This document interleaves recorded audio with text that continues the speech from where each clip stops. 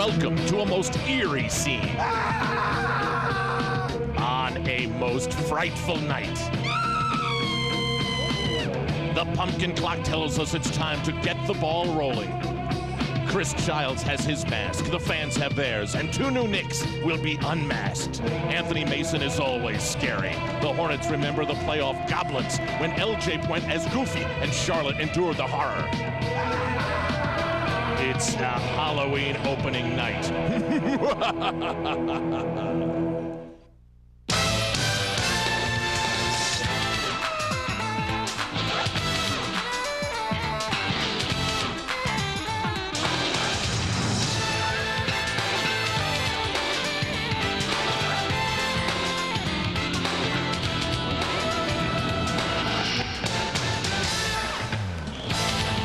The NBA is throwing many Halloween parties across the country tonight. MSG welcomes you to this one. We're live, and for the 359th consecutive time, the Charlotte Coliseum is sold out. It's a rematch of last year's playoff encounter, the New York Knicks and the Charlotte Hornets. Good evening, everybody. I'm Al Troutwig, and welcome to a new season. Here we go. Knicks have been busy in the offseason. Perhaps Garden president Dave Checketts put it best when he said, our second unit could be a 500 team in this league. That's how deep the Knicks go. Well, let's get this thing started as they begin their first season together. Here are Mike Breen and John Andres. Guys. Thank you, Al. As Al points out, nothing like opening night. Hello, everyone. Along with John Andres, I'm Mike Breen. And of course, when you have an opening night, the special thing is that everyone has high expectations, everyone ready for a big season, especially when you're a team that's ready to contend. And that's certainly the case with the New York Knicks. And a lot of key players, John, but two key guys this year for the Knicks, Larry Johnson and Allen Houston. Last year, they had to get used to new teammates. They had to get used to a new city, new roles. You saw the improvement as the year went on. This year, they both say they're ready for big, big years. Mike, I've still got the jitters after that opening. Oh, boy, that was rough. But you're right. It all pointed out to the latter part of last season when they really picked it up during the playoffs, particularly during the playoffs for Larry Johnson and Allen Houston. They got confident. In the case of Larry Johnson, he was on familiar turf where he spent his first 5 years in the league. And Allen Houston also started to get his touch, felt he could be more of a scorer, be more aggressive offensively. That's something that he heard all year long, and it happened for him as it did for Larry Johnson in the playoffs last year, but they were so effective. And you look at the numbers for both guys, Johnson with over 17 a game, look at that field goal percentage. And Allen Houston did it all with the field goal percentage, also high numbers, and the three-point shot was really on. Now everything pointed after that till next season. And tonight, it's finally here. We've already seen some improvement in terms of offensive aggressiveness from both of them in the preseason, and they want to continue in the regular season. And for tonight's opponent, the Charlotte Hornets, last year they had a great regular season, then got swept by the Knicks in the playoffs. They had to upgrade their backcourt. They did so. Bobby Phills from Cleveland, who will not play tonight with a sprained ankle, and David Wesley from the Boston Celtics, who's the starting point guard, replacing Muggsy Bogues. Tough shoes to fill, but he's ready to go. Yes, he is. Bobby Phills, by the way, big break for the Knicks that he's out of this game tonight. He'll be back soon, though. But Wesley, who came over from the Celtics, as you say, Mike, is a very tough young man. It's taken him a number of years to get where he feels he belongs. And now, as a member of the Charlotte Hornets, he has finally found home. He's been recognized financially, and now during the preseason, he has really fit very comfortably into a Charlotte Hornets uniform. Now, the one negative is that he's a shooting guard who comes in with big numbers from last year. That's shooting guard numbers, but he's really, by designation now, a point guard. He's got to make the big guys happy. They have a formidable, potent front line. He's got to get the ball to the big guys and concentrate less on scoring. And certainly the pressure a little bit different when you're going from the Boston Celtics, a team with no expectations, to the Charlotte Hornets, a team that wants to make a run in the Eastern Conference. We're going to have the starting lineups and opening tip when we return.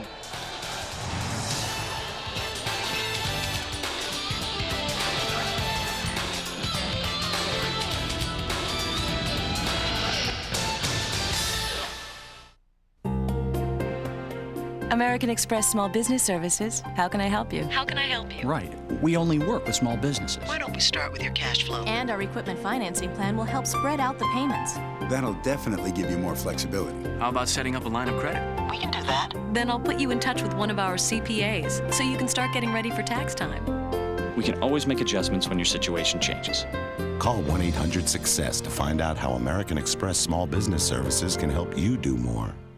At Nobody Beats the Wiz this Friday and Saturday, it's our 2-day sale. Absolutely every item in every department is on sale. No ifs, ands, or buts. Every TV, VCR, camcorder. Every home, portable, and car stereo. Every phone, organizer, printer, computer, and camera. Every home theater and mini system. CD, tape, movie, and video game. Everything. If it's not on sale, it's yours free. This Friday and Saturday, the 2-day sale at Nobody Beats the Wiz. Preview day Thursday.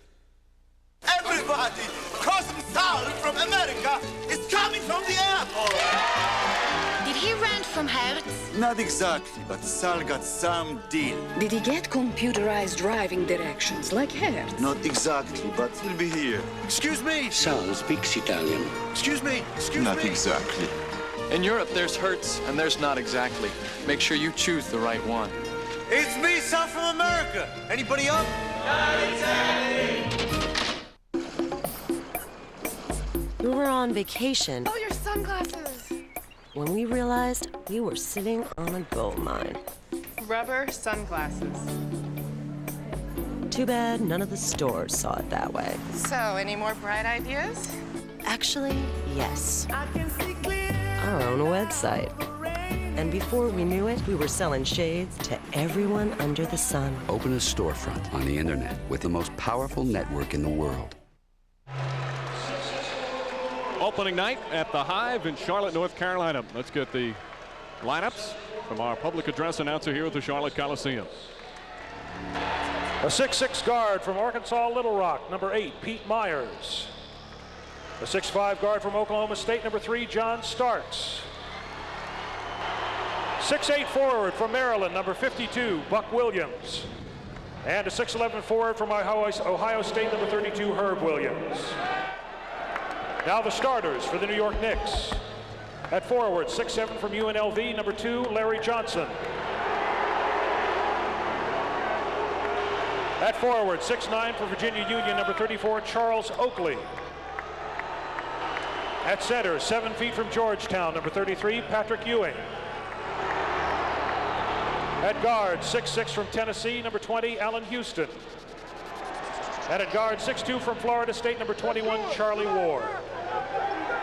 Head coach of the Knicks is Jeff Van Gundy. Assistant coaches Don Chaney, Brenda Malone, Jeff Nix, and Tom Thibodeau. The trainer is Mike Saunders.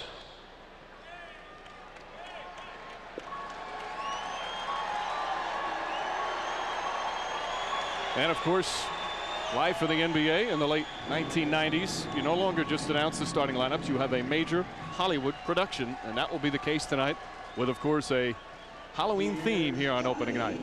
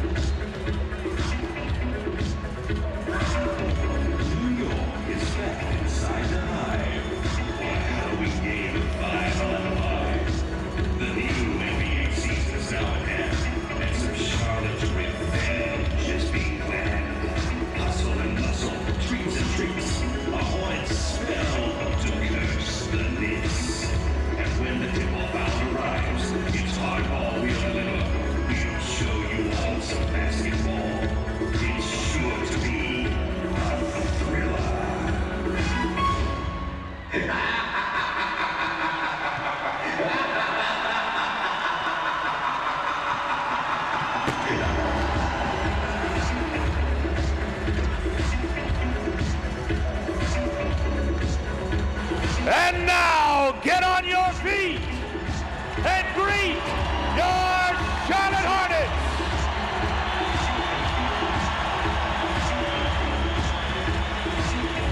At 6'5", a guard from Southern, number 13, Bobby Fields. A 6'7" forward from South Carolina State, number 32, Travis Williams.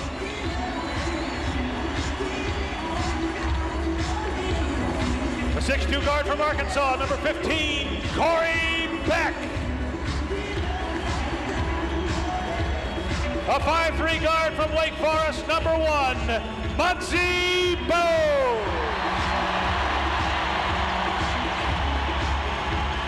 A 6'5" guard from Virginia Tech, number 30, Dale Curry.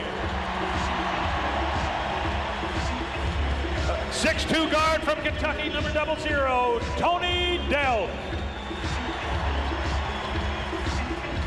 7'1" center from Georgia Tech, number 52, Matt Geiger. 6'9" forward from North Carolina, number 7, J.R. Reed. Now your starting lineup for the Charlotte Hornets. At guard, 6 feet from Baylor, number 4, David Wesley. At forward, 6'9" from Nebraska, number 8, Tony Farmer. At center, 7'1" from Serbia, number 12, Vlade Divac. At forward, 6'8" from Michigan, number 41, Glenn Rice. And at forward, 6'7" from Tennessee State, number 14, Anthony Mason.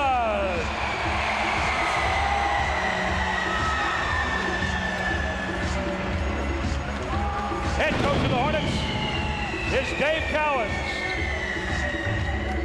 Assistant coaches Lee Rose, Paul Silas, and Mark Osowski. The trainer is Terry Kaufler. They've been rehearsing this pregame production for the past 6.5 years. Well, I don't know who's responsible, Mike. The only executive I know here in Charlotte is Bob Bass. Of course, there are many people involved, so we'll give him all the credit. I don't know if he wants it, though. That show will be opening up on Broadway this Christmas. Yes, basketball is next. Tip-off, opening night in Charlotte.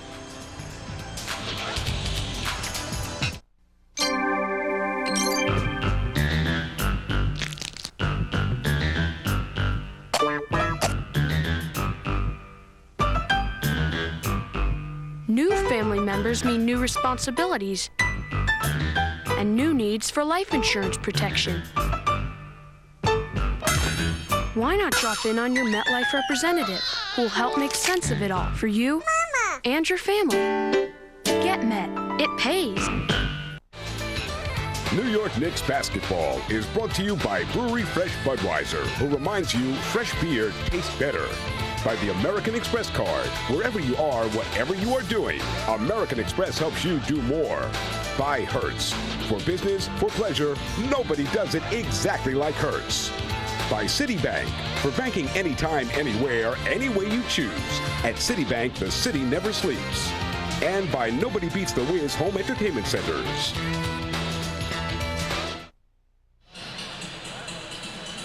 Halloween night in Charlotte, North Carolina. You're certainly aware of that inside the Coliseum, where tonight the Knicks open up their season with the Hornets. And Dave Cowens in a tuxedo along with his assistants. Between the tuxedos and the pregame production, I feel like I'm at a heavyweight boxing match. I think Dave and Paul Silas feel they're in costumes, Mike, as opposed to tuxedos, you know. And of course, from what we've just been told during that entire pregame production, the teams actually went back to a court outside. It's halftime now, and they're tied at 54. So we'll start with the third quarter. Players certainly don't seem to enjoy it. The fans like it, and it is fun for those who come in. You see the smoke still hasn't cleared from the building, but the players, they get themselves all warmed up. They get their sweat going, ready to go, and they have to stand around for 10 minutes and watch the Halloween festivities. There's really special tension on the night of the first game. There are 14 NBA games tonight. This is one of the bigger, more meaningful games, I think, when you look at matchups, as Jeff Van Gundy looks over the scene right now and hopes that smoke goes away. But there's a lot of pressure. You can feel, you know, everybody wanting to let it go now, get loose out there and let the game start. And certainly pressure on both teams. Charles Oakley and the Knicks last year winning 57 games in the regular season and then losing in the second round of the playoffs to the Miami Heat. And the Charlotte Hornets as well, as we mentioned earlier, a great regular season, winning 54 games, then getting knocked out quickly in the playoffs. The Knicks beating him at 3 straight.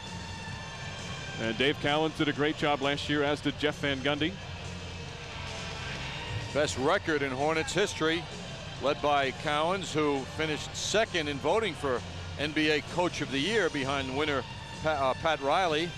Did a tremendous job. And that was a question mark going in because he was new, but as you see by the numbers, just did a superb job. A lot of people warning about the fireworks between Cowens and Anthony Mason, and they've gotten along so well that Cowens has named Mason a co-captain for this year. First time in his career that Mason's been named a captain. He's a co-captain along with Glenn Rice. And Mason has some help in the backcourt this year, as we mentioned. Bobby Phills and David Wesley. Phil's out with a sprained ankle. He'll probably miss the first 2 games. And trying to read the message in Mr. Mason's head to start the season. Of course, that'll change during the course of the year. Well, Mike, we know that the Charlotte Hornets don't forget or haven't forgotten the last time they met the Knicks.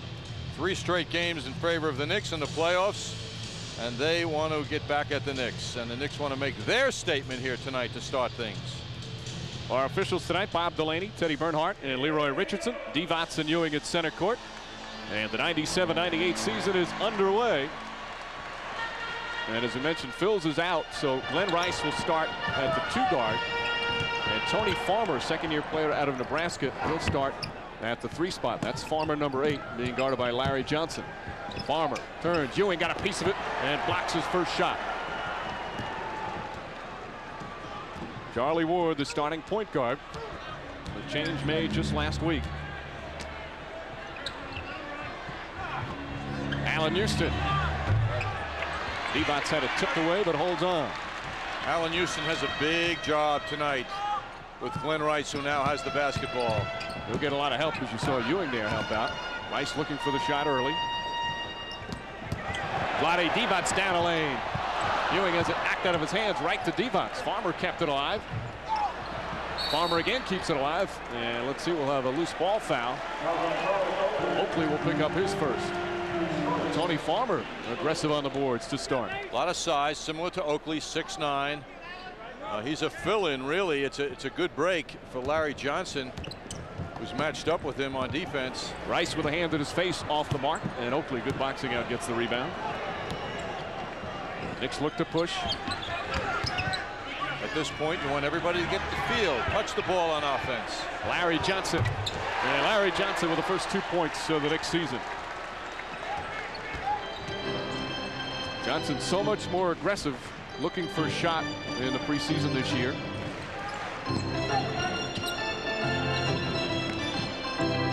Wesley and Divac. Divac stripped by Ward down low. Rice with 7 on the shot clock. And a hand check called on Allen Houston. If Bobby Phills were healthy, hadn't sprained that ankle, he'd be in the starting lineup tonight, which would put a matchup of Glenn Rice most likely and Larry Johnson, give Johnson a much tougher evening. So he's got a pretty good break with Farmer, and already we saw the confidence reflected in that last jump shot. Second team foul on the Knicks. First on Houston, Mason and Oakley. Tony Farmer from 3-point range. Oakley grabs the board. Both teams looking a little tentative as expected, John. Oh yes, there will be that tightness initially. Larry Johnson 2 for 2 from the field, and the Knicks jump out to a 4-0 lead. Great mental edge for Larry Johnson with Farmer on him. Farmer's a big guy physically, but you know Larry Johnson will greet him with a lot of confidence, and it's showing on the scoreboard. Rice now looking to post up Houston, has to come out and get it. Glenn Rice gets help. Oakley there to defend. Ewing grabs the rebound. Good team defense from Oakley. Knicks lead 4-0. 2.5 gone by here in the first. Knicks featuring Johnson. Yes, they're going to him early, clearing out the side. Larry's feeling the touch. Make that 3 out of 3. You notice, Mike, a lot of cheering here in Charlotte for the Knicks. And Larry Johnson, certainly, who spent the first 5 years of his NBA career here. There's also a lot of Knick jerseys in the stands. A lot of New Yorkers down here. Knicks leads 6-0. Farmer forcing the shot, ball tipped, and Oakley gets it over to Ward. And we'll have a foul on Tony Farmer, who's perhaps looking to shoot more than Dave Cowens and the rest of the Hornets hope. It's kind of puzzling. He played in 6 of their 8 exhibition games, came here as a free agent, averaged 8 a game, but he's not a go-to guy, certainly in the beginning of this game. Now he's just looking for his shot a little bit too much, I would think, as you suggest, Mike. He was on the Miami Heat roster last year, didn't play. He was on the injured list with a back injury. This is actually his first regular season game in the NBA. Played 3 years in France, a year in Italy, a couple of years in the CBA. And not wasting time in the NBA. Ewing. Larry Johnson tips it. And Johnson off to a terrific start.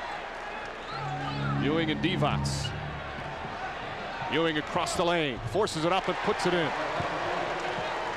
Knicks lead 8-0.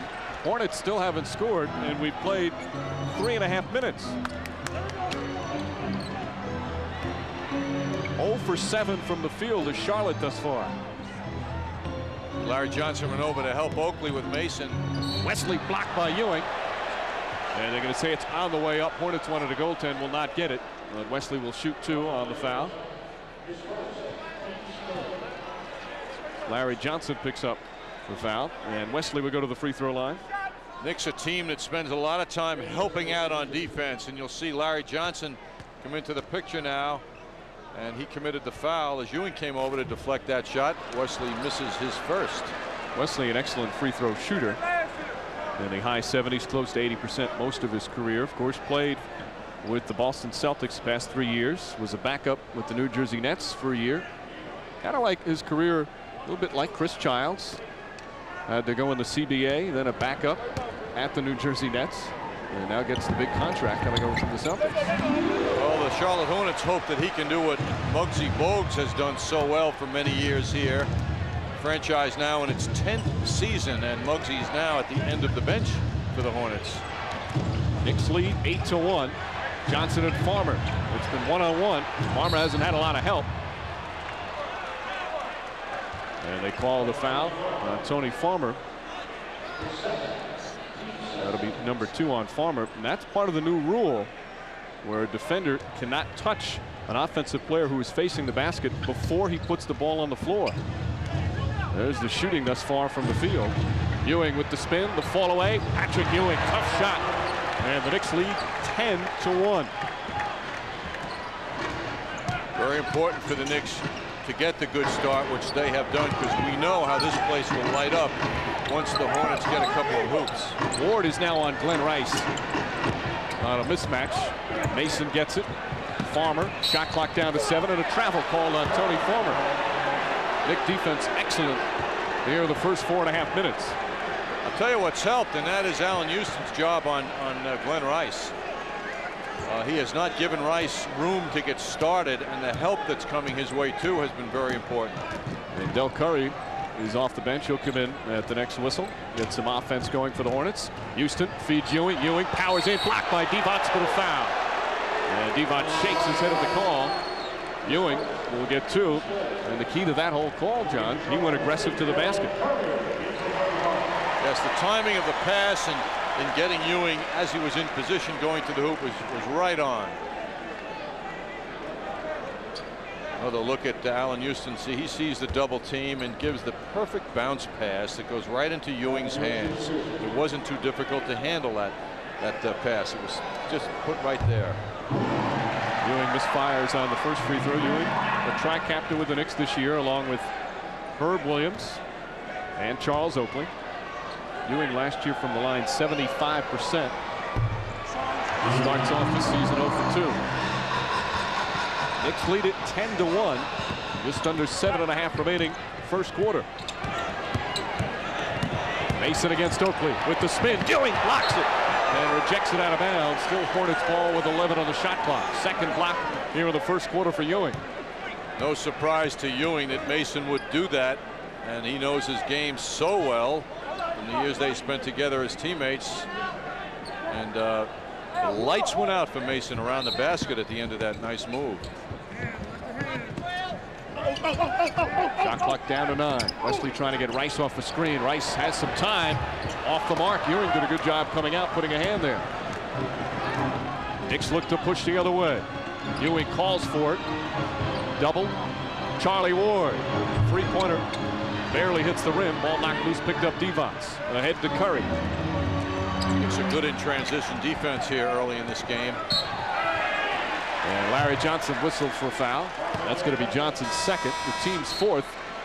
And we'll have our first timeout. Hornets looking for their first field goal. 6:44 remaining in the first. The Maglite flashlight. Brighter, tougher, made in America. Maglite, the perfect gift to brighten the holidays. Maglite.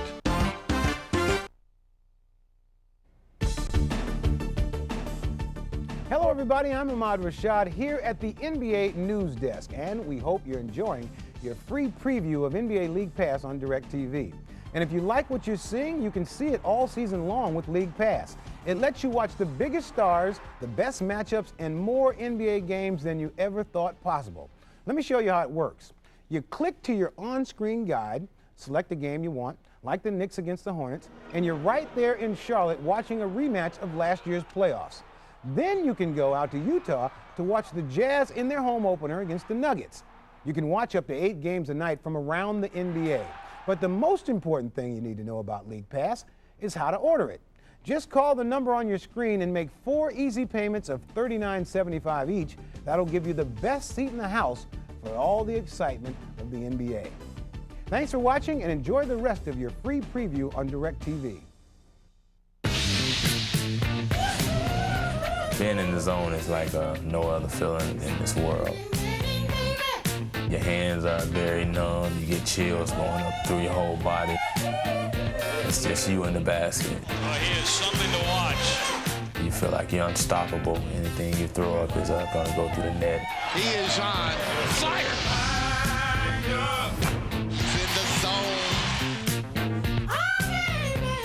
In many ways, Larry Johnson feels he's at home, and he's showing it to the Hornets right away in this game, getting the Knicks off to a great start. Turnaround jump shot number 1, jump shot number 2, and Larry Johnson gives Tony Farmer an example of why he better play him more closely. Last year, game 3 in the playoffs, Larry Johnson stamped the Larry Johnson mark on the Charlotte Hornets. Had a little bit to say also to the bench after that fine play. 6 points, 3 rebounds already. Knicks lead 10-1. Just over 6.5 to play. Atlanta Rice, double pump, no good. Ewing had it, lost it. Devos puts it up, and finally the Hornets get their first field goal. They're now 1 for 10 from the field. Knicks helping defense is excellent. Jeff Van Gundy preaching that throughout the preseason. Allen Houston across the lane. Nice move from Allen Houston. And the Knicks are up 12-3. No arms up either from Devos. Houston his first field goal. Mason with a good spin move down the lane. Right hand off the glass. John Starks and Del Curry are matched up now. Starks last year's 6-man winner. As Curry kicks it, they'll reset with 24. Flourished in the role off the bench, and once again the first man off the bench tonight. And Curry on the floor now. Been here since the beginning of this franchise 9 years ago. The all-time scorer in total points for the Charlotte Hornets, and a terrific outside shooter. Another guy that won the 6-man award. In fact, he's in the running every year. Curry in the last year of his contract. A couple of Hornets are. Curry, Matt Geiger, and Devos all in the last year of their contracts. All have said they'd like to stay here. But with the money being thrown around these days, John, you never know. Yes, they probably feel like most people they can be bought. Starks drives. Mason the rebound. 12-5 Knick lead. Curry trying to post up Charlie Ward. Again they switch. And Wesley is hammered as he took it to the goal. Starks picks up his first. Knicks now with their 15th foul, so Wesley will shoot free throws.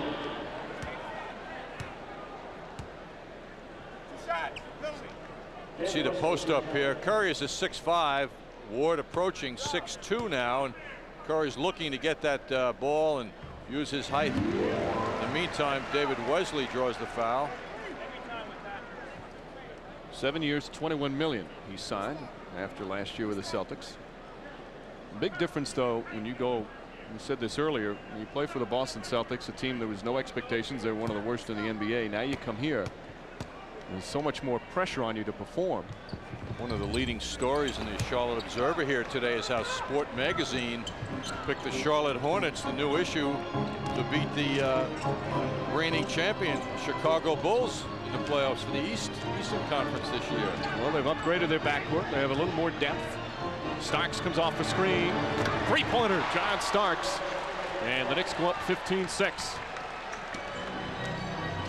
Knicks are very happy to see John Starks recover from that severe ankle injury he suffered up in Hartford. As Vlade Divac's given the shot by Ewing, hesitated for a moment and then put it down. Knicks by 7, just under 5 to play, first quarter. We're going to have a double foul call down low. Del Curry.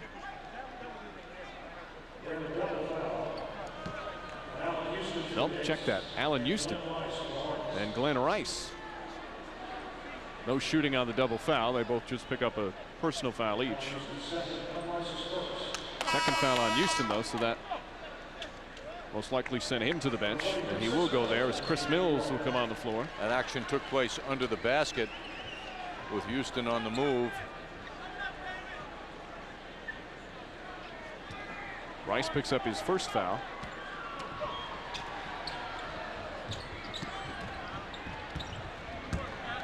Ewing on the spin and the fall away. Shot just rolls off, but Ewing draws the foul. Vlade Divac picks up another. Argues his case with Leroy Richardson. Ewing back to the line where he missed his first two. Now with Chris Mills on the floor. Get a look at him in the two-guard position.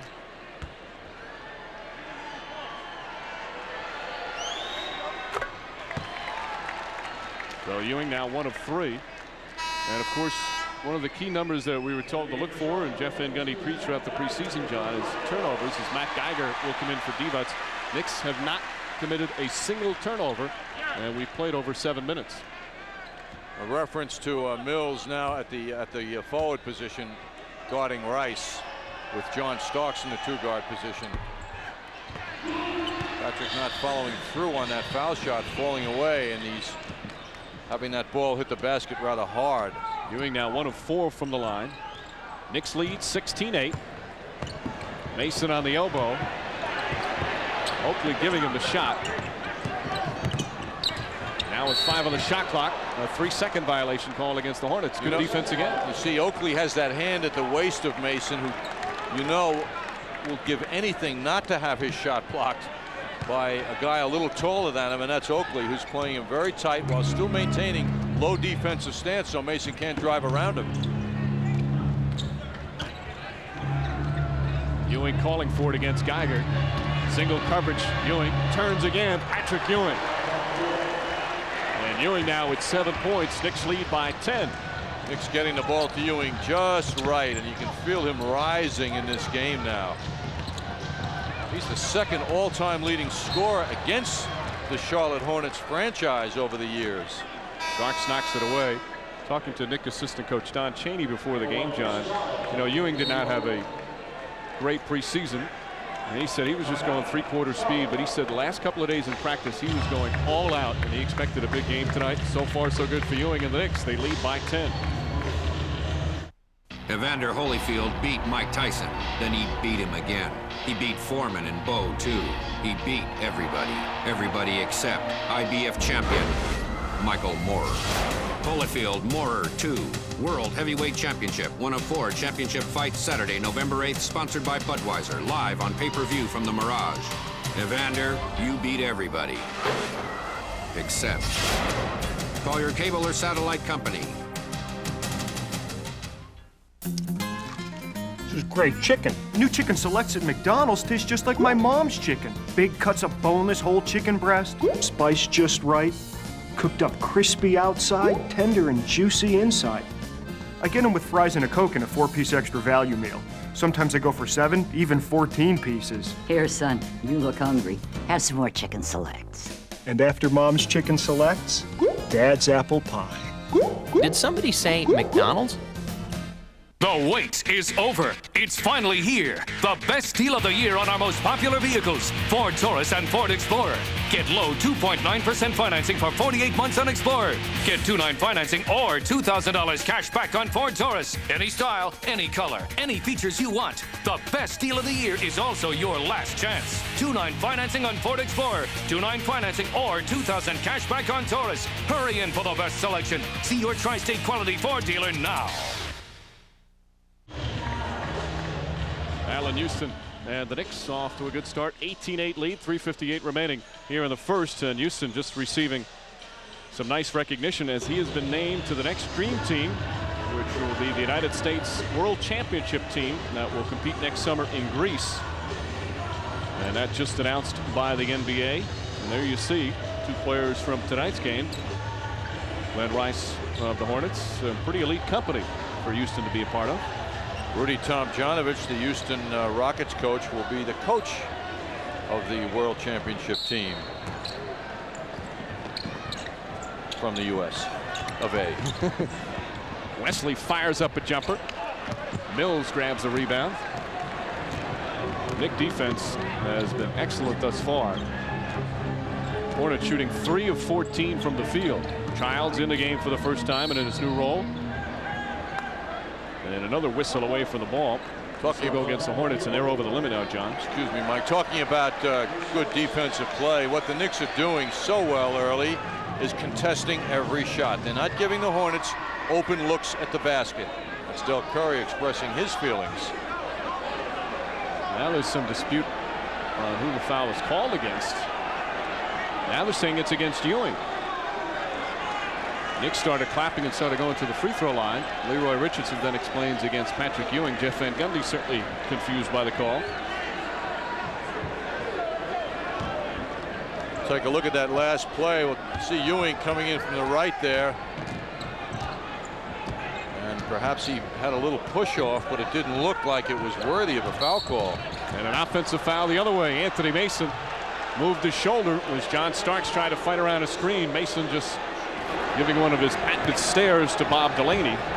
Well, we had a pool before the game on when Mason would have his first stare at a referee. Those who had 3.5 minutes left in the first win. Oakley with his first shot. Geiger did a nice job boxing out Ewing and grabs the boards. Knicks by 10, a little over 3 minutes remaining, first quarter.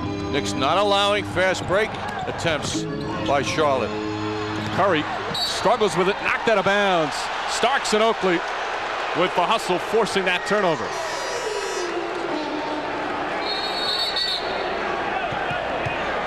And there's the combination with Starks and Oakley taking all the room away from Curry.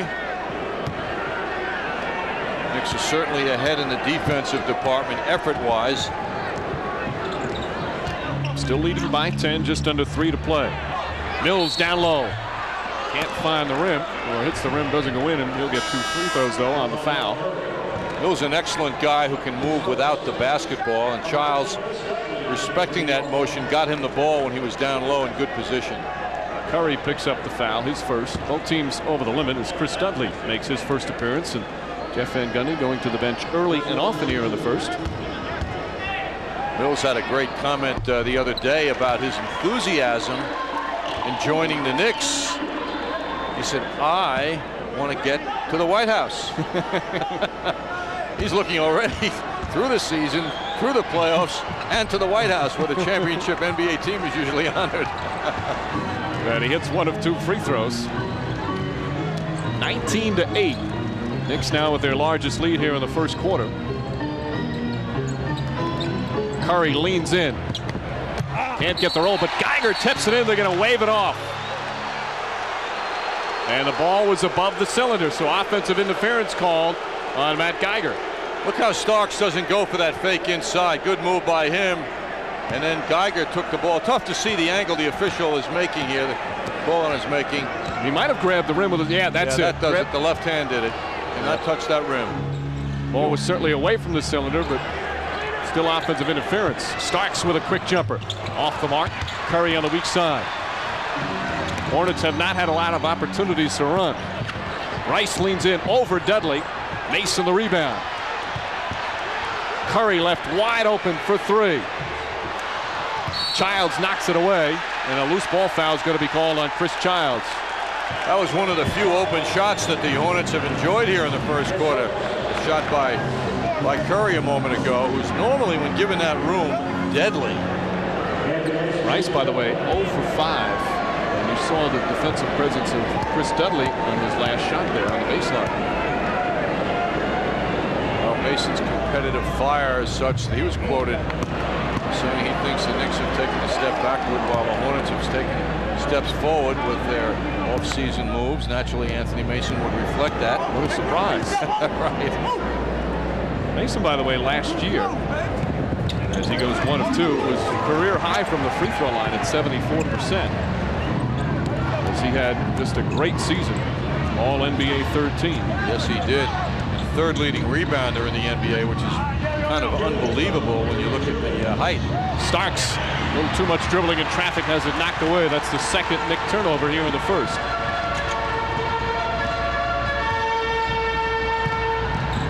Curry, one of the quickest releases in the NBA. Shot clock down to 8. Geiger urged to make a move. The fall away. Nice shot from Geiger, who, if you talk to Hornet people, he had the best preseason of anybody. He's really played well. Very capable player. Has had injury problems last year. Childs takes his man. Running shot, no good. Dudley and Childs fight for the rebound. Mills picks it up and lays it in. Mills, one of those guys that has a great feel for where the basketball is. Knicks by 10. Something you just don't teach. And a foul call as Geiger went to the basket. It'll go against Dudley. That'll be his first. Knicks again over the limit. Childs on that last drive. And Mills around the basket with Mason in front of him. He goes for that loose basketball and makes something out of it. Geiger hits it. Geiger now in his 6th year in the league. He came over in that deal back in '95 with Glenn Rice, the one that sent Alonzo Mourning to Miami. Missed a lot of action last year with a back injury, but he's improved every year in the league. Quality backup center, hits some free throws, and the Knick lead is cut to 8 with a minute remaining here in the first. Yes, Geiger only limited to 49 games of the 82 last year.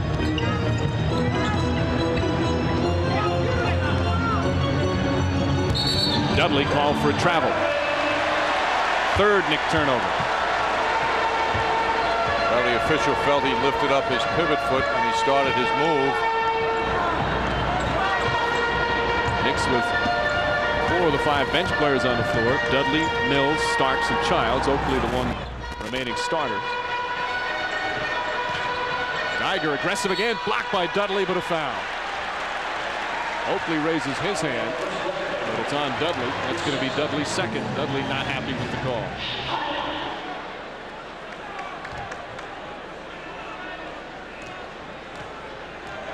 So Geiger right back to the line. Geiger at 7-1, and that number belies what we just saw, and that is his ability to put the ball on the floor and move so quickly to the basket. That's uncommon for a man that size. And he's 4 for 4 from the free throw line. Knick lead once 11 has been cut to 6. Half-minute remaining in the first. He's trying to get Mills free now, or Starks off a pick, and they do get it to Starks. Starks doubled, wild pass to Childs. Mills finds Dudley down low. Beautiful pass from Chris Mills.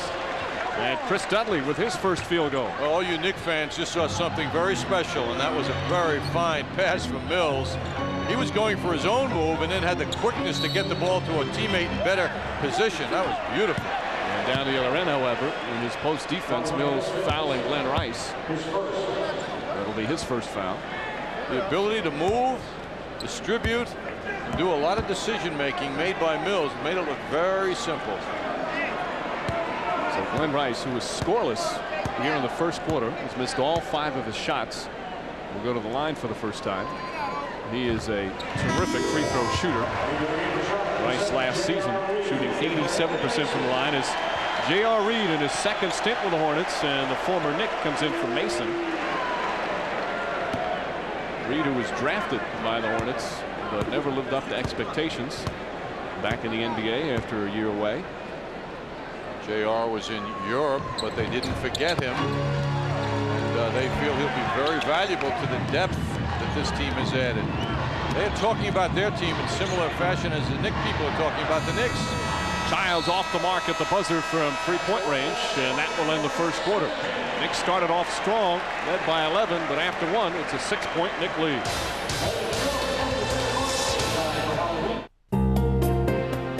American Express Small Business Services. How can I help you? How can I help you? Right.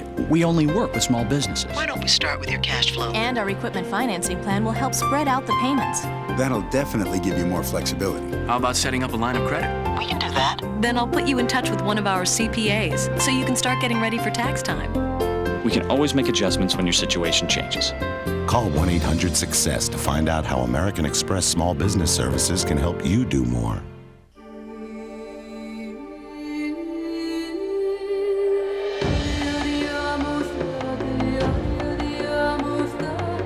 There are millions of reasons to fly today. Only one that matters to you. At Delta Airlines, it is our pleasure to get you to the place you want to be. Delta Airlines, on top of the world. Like I've been telling you time and again, the AT&T One Rate plan is the simple way to go. Why is that?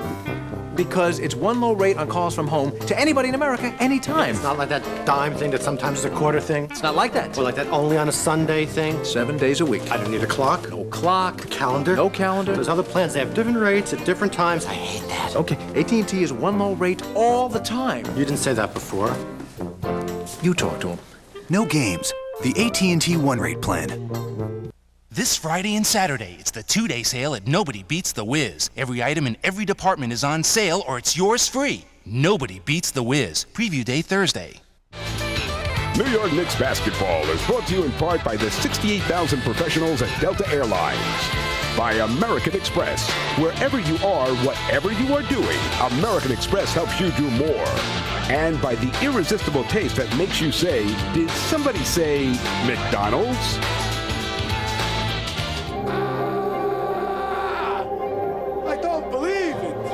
This is the scariest thing I have ever seen. Oh my God. Oh, what an ugly face. Oh my God. How dare they even put this in a camera? Oh my God. Oh, the frivolity of Halloween. Oh, what a cheap trick. What are you going to be? Was that a vampire? Look who's talking, Mr. Vampire. Second quarter underway. Knicks leading 23-17. Mills, Childs, Dudley, Buck Williams, and Starks. The entire second 5 on the floor right now as J.R. Reed is called for foul. And that'll be his first, team's first here in the second. There you're shooting from the first quarter. Hornets with that number only down by 6. Fortunate there. Well, they're doing well at the foul line for their offense. Knicks moving well without the ball. John Starks, the second cutter on that play. And there's the offensive rebounding by Dudley that the Knicks are seeing now since he's been a member of the Knicks. And Guy he got his hand on his jersey. Starks fires up another, and it rattles in. Starks with his second 3. Here in the first half, Knicks lead by 9. John Starks going at John Starks' speed early in this game.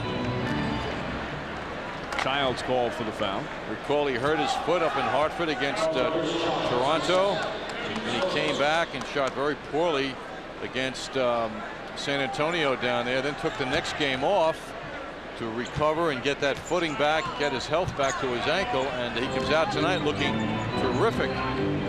6 points, and a couple of assists for Starks. Geiger looking to go against Buck Williams. Geiger with a fall away. Doesn't get the roll. Mills high for the rebound. Starks drives by Curry, who swats it away. Knicks ball on the baseline. 18 left on the shot clock. Remember, Geiger, Knicks going with their full bench look now. And Geiger again kind of grabbing onto Dudley's jersey. Chris Giles quoted recently as saying, hey, this second unit beats the first unit regularly in practice, so they have a lot of pride. Giles, or Mills, has it knocked away by Rice, but he also apparently got a piece of the arm. And Glenn Rice will pick up his second foul. Mills will go to the free throw line. Rice will sit down. Tony Delk will come in, so they'll play Delk and Wesley a small backcourt. Both of them are kind of interchangeable. They both played point and 2 guard in their brief NBA careers. Mills gets the first free throw. You know, you talk about free throw shooting, always one of the last things you mention, but when you get a guy like Chris Mills, 82% for his career, 84% last year. Of course, he misses on cue, but he's an excellent free throw shooter. Knicks lead by 10. 90 seconds gone by, second quarter. Curry. Del Curry over Buck Williams. The point you made before, Mike, about the quick release of Curry on display there. He gets the ball up and out of his hands so fast. Very hard for the defense. 27-19. Knicks in front. Mills posting up. Delk banks it in. Good job from Childs spotting the mismatch there. Tough move. Turning into the man and shooting it off the backboard so well. Mills now with 6 points, way off the mark, and Knicks come the other way. Alley-up for Starks, and he banks it in. And the Knicks' second unit looking impressive as they open up a 12-point lead. Giles doing the best job he can in pushing Wesley out high, making him stop before the circle, top of the circle. Wesley sets three-pointer, and David Wesley knocks it down from three-point range. Well, that tells Charles you can't leave him alone for an extended period. The guy can't shoot. That's no secret. Charles had gone over to help when the ball went down low. Of course, the three-point range different this year. It's 23-9. That's one of the changes, as opposed to 22 feet, although it's still 22 in the corners. Childs with a move, flips it to Mills, and Knicks are going to be whistled for a 3-second violation.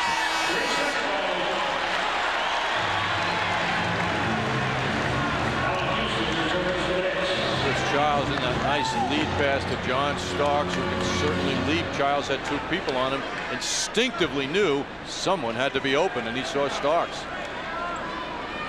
Allen Houston back in. Starks sits down. Knicks lead by 9, 31-22. We played nearly 3 minutes here in the second. Along with John Andres, Mike Breen on hand. Halloween night and opening night of the 97-98 NBA season. There you see the bench. They've been impressive, and an illegal defense whistle against the Knicks, their first violation. So the Hornets will take it out of bounds. Starks looks a little winded. Of course, missed a couple of days of practice with the ankle, and also had a bad cold, bad sore throat this week. Tony Delk, hop step, stolen by Childs. Childs back to Dudley. Dudley up and in. And a foul.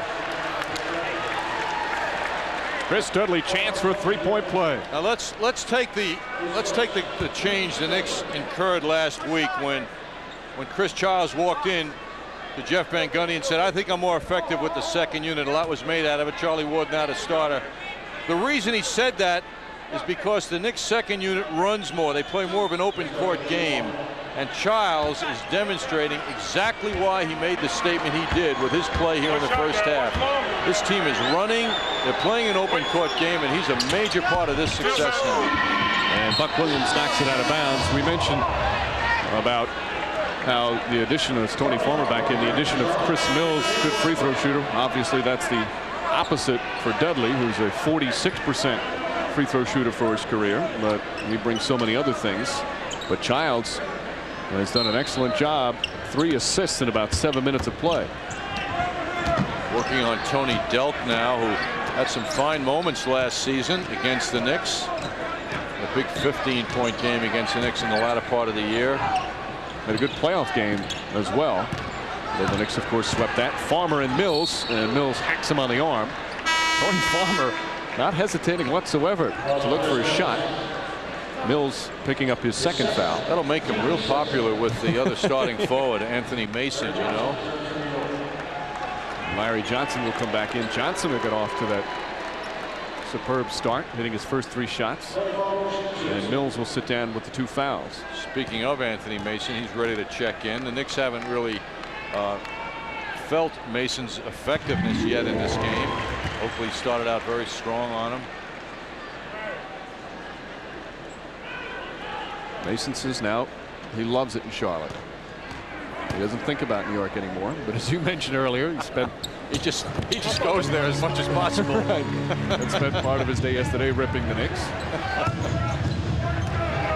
Knicks by 9. I'll tell you who I feel bad for, and that is his mom, his lovely mother, who came to all the games and is such a part of his success in many ways. Absolutely. Houston and Dudley, shot clock down to 7. Houston pulls up. Ball knocked by Dudley. Buck Williams has it, but Dudley's going to be called for a loose ball foul. And for Dudley, I think that's going to be his 3rd foul. Yep, number 3 on Dudley.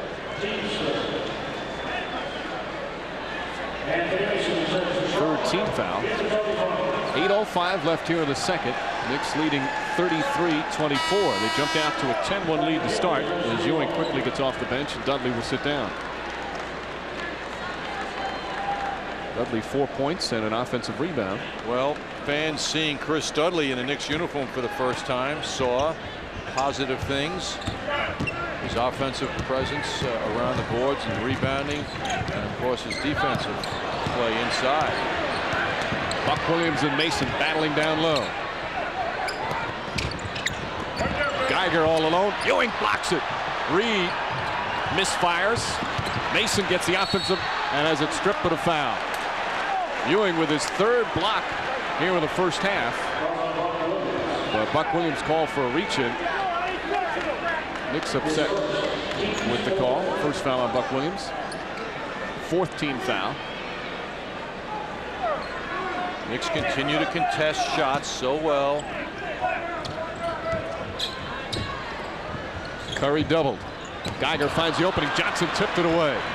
And again, team defense excellent for the Knicks here in the first half. Ewing and Mason. And Ewing can't handle a pass. Good defense from Delk, and Mason switching there as the Knicks commit their 5th turnover. Well, the idea was correct by Childs to get the ball to Ewing because he had the much shorter Delk on him, but the pass precision wasn't there. Knicks by 9, a little over 7 remaining, second quarter. Geiger again, and Matt Geiger, who you can really tell has worked on his shot. It's the jumper. He's looking tough, and he's moving very well. He's moving like a forward. Geiger with 8 points. Childs. Ewing left open for the jump shot. J.R. Reed the rebound. Knicks lead is 7. Ewing giving Geiger the shot a little bit out of his range. Curry back to Geiger, and Geiger tripped up by Buck Williams. Gotta love that pass by Curry. Unconventional delivery, but it was right on target, and the help didn't come over quickly enough to Geiger on that pick and roll. Second foul on Williams. Hornets will shoot free throws. Here comes the Big Blue. Coach Fassel and the rest of the Giants are looking to make some noise. Stay on top of all the news, previews, and highlights on Giants Today, tonight on MSG.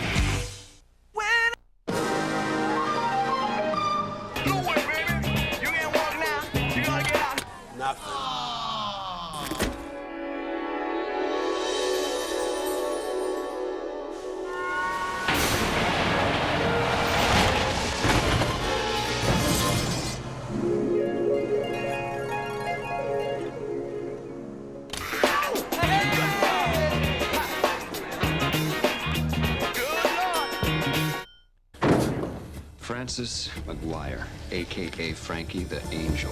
I have been given the authority to use any means necessary to bring closure to this issue. You're gonna kill him. I understand why he's doing what he's doing. If I was 8 years old and saw my father gunned down in front of my family.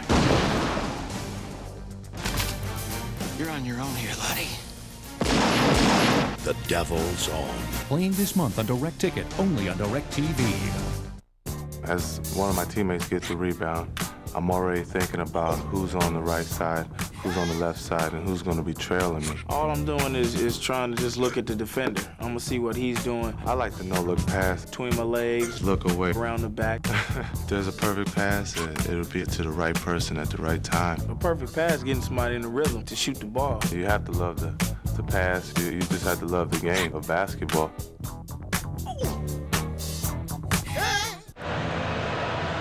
Remember, when you're having good times with good friends, drink responsibly, because friends know when to say when. A reminder from your friends at Budweiser. And Hugo has been deflated. Hit a light fixture up as it was buzzing around the arena and deflated and fell on the crowd. Fortunately, everybody's okay. Fortunately, that was just a balloon. Now, one of the reasons for the Knicks' enthusiasms right now is the first game of this new season takes place is Chris Mills and Chris Dudley. Mills with a beautiful pass here in the first half, then a rebound, and then how about this slick move in close when he can post up the opponent. Chris Mills making a nice impression here early. Good job off the bench, and there you see the scoring. Mills helping out. Knicks with excellent balance as Geiger finally misses a free throw. He hit his first 5. Geiger with 9 points. Knick lead is cut to 6. 6.5 remaining in the second. Larry Johnson. Johnson 4 for 4 from the field. And the Knicks back up by 8. A little special for him because he had Anthony Mason looking at him on that play. 35-27. Johnson with 8 points. And Buck Williams quickly commits his 3rd foul trying to defend Mason in the post. Well, Knicks over the limit. When you bang with Mason down low, there's going to be a lot of contact, and Buck Williams is a man who will look for it, can deal with it, and initiate contact. That's why he's such a tough defender. And this is why the Knicks have the depth. One of the key reasons of having depth is Mason misfires on the free throw. There's foul problems. Dudley has 3, Buck Williams 3, so Oakley will replace Buck Williams.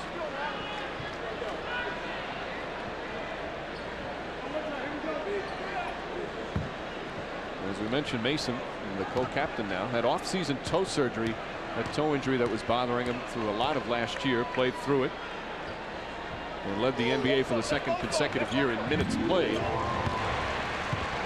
Good on that one. 35-28. Knicks by 7. We're approaching the midway point of quarter number 2. Childs looks for Houston, just won't go down. Curry gets it. Houston looking for a foul there. There was some contact. Geiger ahead of the pack, and he beat the Knicks down the floor. See, Geiger runs very well. He just demonstrated that. That's a problem for Ewing. So Ewing has to get some help in transition. Someone else has got to pick up the big guy if he beats everyone down. Knicks lead cut to 5.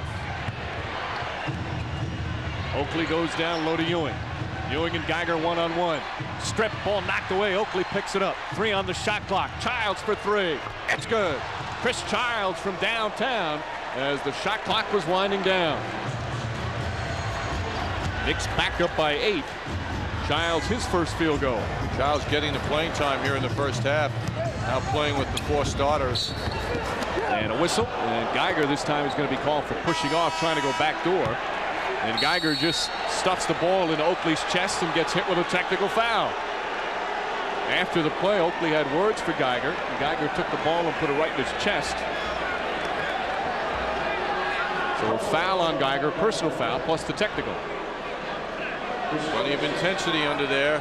See Oakley looking like he's stripping Geiger. There's something to say. He felt he was fouled. Allen Houston, way off. Houston, who hardly missed in the preseason from the free throw line. Knicks are 3 of 10 from the free throw line, John. There's another look at the 2. Geiger and Oakley. I don't think that was very offensive by Geiger. The act of putting the ball where he did. Certainly not with a lot of force, but more, I think, of the act when the officials kind of nipping that in the bud before it gets started. There you see the free throw shooting. Allen Houston cannot connect. Divac gives off to Wesley. Mason has been hesitant to shoot the jumper. Yes, he isn't. I was just thinking that, Mike. He's not looking to shoot it at all. That's improved, but now he gets the move he wants, but can't make it work. But keeps it alive to Geiger. Shot clock at 8. Did not hit the rim on Mason's shot. Wesley, a long three. Long rebound goes to Houston. That's what Charlotte does not need from David Wesley, a rush three like that. Giles, Johnson and Divac. Johnson talking to him, now puts it up and puts it in. Larry Johnson now 5 for 5, and the Knicks go up by 10. What a dimension he gives the Knicks when he can shoot the ball like that. And their time remaining just under 4.5 left in the second. And the Knicks, as you can see, distributing the basketball. Geiger with the jumper. In and out. Oakley the rebound. Fires it down the length of the floor. Not a wise pass, and Geiger picks it off, then throws it away. A couple of sloppy passes. 4 minutes left in the second. 40-30. Childs, no good. Divac the rebound.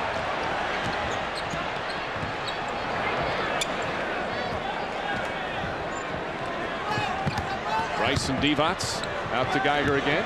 Mason down low against Ewing, banks it in. Mason stares at Bob Delaney again, looking for a call on that. Now stares at Teddy Bernhardt. Now Divac at 7'1" and Geiger at 7'1" give the Knicks a lot of size to deal with. Timeout Knicks, 3.5 to play in the second, an 8-point lead. American Express Small Business Services. How can I help you? How can I help you? Right. We only work with small businesses. Why don't we start with your cash flow? And our equipment financing plan will help spread out the payments. That'll definitely give you more flexibility. How about setting up a line of credit? We can do that. Then I'll put you in touch with one of our CPAs so you can start getting ready for tax time. We can always make adjustments when your situation changes. Call 1-800-SUCCESS to find out how American Express Small Business Services can help you do more. So? You have to let more folks know about us. Dad, we need a new location. Every man has a place. Now check this out. Dad, there's a space. See? This is our new location. This is the internet. Whoa. 475 people visited our gallery on our website last night. I told you, location is everything. Experience the art of doing business on the internet with the most powerful network in the world. Boy, he hit a beautiful wedge, and now he's got a tricky little left-to-right putt to win. Yes, and he's going to have to be firm with this one.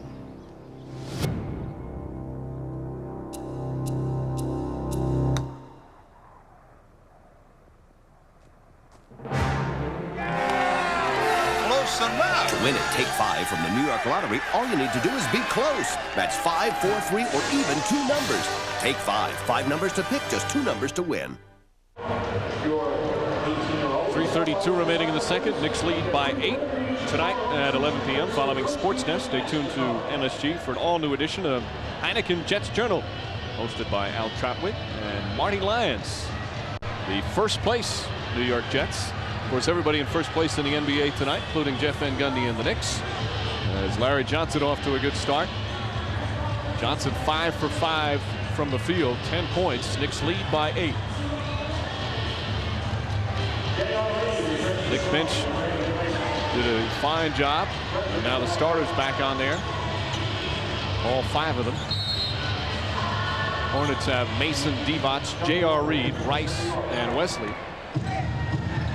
Rice has been very quiet. Still has not hit a field goal. He's 0 for 5 from the field. Ward and Johnson playing a little 2-man. Shot clock down to 6. Houston trying to take Reed, leans underneath, flips it up. Beautiful shot from Allen Houston. And the Knicks go back up by 10. You often hear about a player's ability. Can he create his own shot? Well, there's a demonstration of Houston doing it all by himself as that clock wound down. 3 minutes remaining, first half. Knicks lead by 10. And Wesley called for travel. You know, not every player has that ability, particularly taller guys. to move their bodies in a manner that they can get a good shot at the basket. Many players depend on a pick from a teammate, a fast break situation. As Dave Cowens is getting more into his personality now. Get that tie off. The bow tie in the tuxedo, and the Knicks call for foul down the other end. Allen Houston picks up his 3rd foul away from the ball. So now 3 Knicks with 3 fouls. Houston, Dudley, and Buck Williams. So Starks quickly come on. When do you think the jacket's going to come off Cowens? I'd say mid-4th quarter. That'll be pretty good for him. He'll be showing a lot of discipline if he goes that far. Knicks lead is 10, just over 2.5 remaining, 2nd quarter. Rice still looking for his first field goal. J.R. Reed. And Charlie Ward high for the rebound. Good contest by Ewing on that. 3-on-1, alley-oop, and Ewing slams it in. Charles Oakley just flipped it up there, and Ewing finishes it off. Knicks by 12. Boy, Jeff Van Gundy is seeing some very exciting stuff. And again, they knock it away. Knicks diving all over. Charlie Ward all over the floor. They get it off to Rice. Rice cannot connect again. Rice 0 for 6 from the field. Ward bounce pass. Larry Johnson finishes it off. And the Knicks putting it all together in this sequence. Knicks go up by 14, their largest lead of the game. And Larry Johnson a perfect 6 for 6, John. What a shock for the Hornets. The Knicks are running them down here in the first half. Divac with the hook shot. Tough to defend. Nice move from Divac. 46-34. Knicks by 12, minute and a half remaining. In what has been so far a strong first half for the Knicks. I can't help but think, Mike, of Muggsy Bogues sitting on the end of the bench for the Hornets thinking, I can be doing a better job out here. Muggsy Bogues makes this team run. Historically, that's his history here. And the Knicks even saw that last year in the playoffs. Muggsy had an incredible game down here against the Knicks. Of course, he's got the injured leg, and his career is approaching the end. He's not the same player. The knees are bad. But boy, are they missing his style of play. And we had first an illegal defense against the Hornets. And then J.R. Reed with the foul. It's only the 14th foul, and first in the last 2 minutes. But he struggled with the knees a couple of years ago. Of course, threw a lot of passes to that guy. Larry Johnson, his former teammate here in Charlotte, and they've remained good friends. That's a love affair. Pass down low deflected. Oakley trying to force it. Knicks with their 8th turnover. Wesley, nice feed to J.R. Reed. And that's what they got David Wesley for. Knick lead cut to 10. He has the skill to break down the defense. Under a minute to play first half, and an offensive foul. Patrick Ewing pushing off. Well, Patrick trying to get position. He was hounded, and he responded with a push-off. That's Ewing's 2nd foul. Dudley will come back in despite the 3 fouls.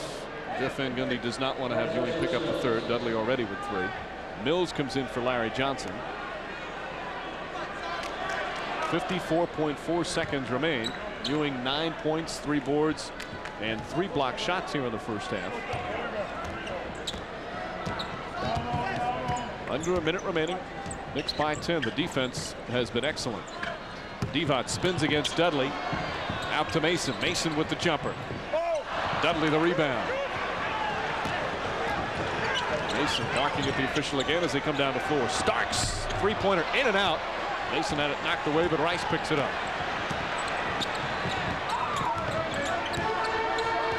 Mason Oakley.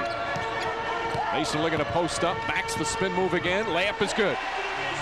That's the width of his body is such that even though Oakley's taller than him, the width of Mason and the strength of his shoulders and arms enables him to get a shot like that up. 46-38. Knicks lead by 8. Shot clock is off. There's your time remaining in the first half. Starks, Dudley, ball deflected out of bounds. Still Knick ball, 2.7 remaining. Knicks are fortunate because the Starks to Dudley pass would have given Dudley the ball a little bit too far out on the floor. He would have had to dribble it. Very tough for a big man to do it in a fast play like that. And the Hornets will call a 22nd timeout. Jeff Van Gundy has inserted Patrick Ewing in with a final 2.7. Let's take a look at our AT&T True Connection. Moments ago, Ewing on the deflection, or intended deflection, had his hands up. Ignites a break for the Knicks. Ball pushes up down court. Charles Oakley with the scoop pass. Boy, we haven't seen that one to Ewing, who finishes. How about those big guys running the court as well as they did? Ewing with the tough defense at one end, and at the other end in there for the layup. Knicks with 17 assists on 20 field goals. There's not been a lot of one-on-one. Some good ball movement. Well, ex-Knick Anthony Mason banging pretty hard, although he hasn't had a big statement here offensively on the court. He's out there doing his typical physical play. Ewing does not get it off in time, and that will end the first half. An impressive one for the Knicks, especially on the defensive end, as they hold the Hornets to 34% shooting in the first half. Patrick Ewing and the Knicks led by as many as 14 in the first half. Right now it's 46-38, an 8-point advantage. Good balance in scoring from the Knicks. So halftime of the Hive. It's the Knicks 46, the Hornets 38. Coming up, Bill Daughtry from the MSG Sports Desk after these words.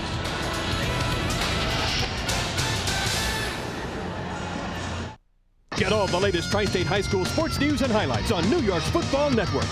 Hey, the real Monday Night Football is on MSG with Mike Quick, the Boss High School Report.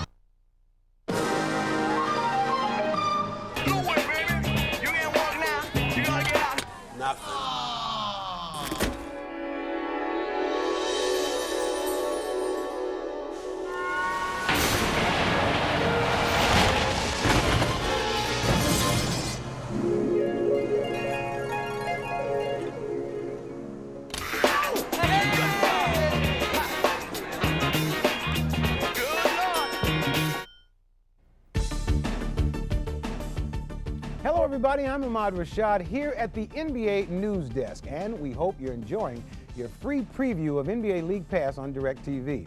And if you like what you're seeing, you can see it all season long with League Pass. It lets you watch the biggest stars, the best matchups, and more NBA games than you ever thought possible.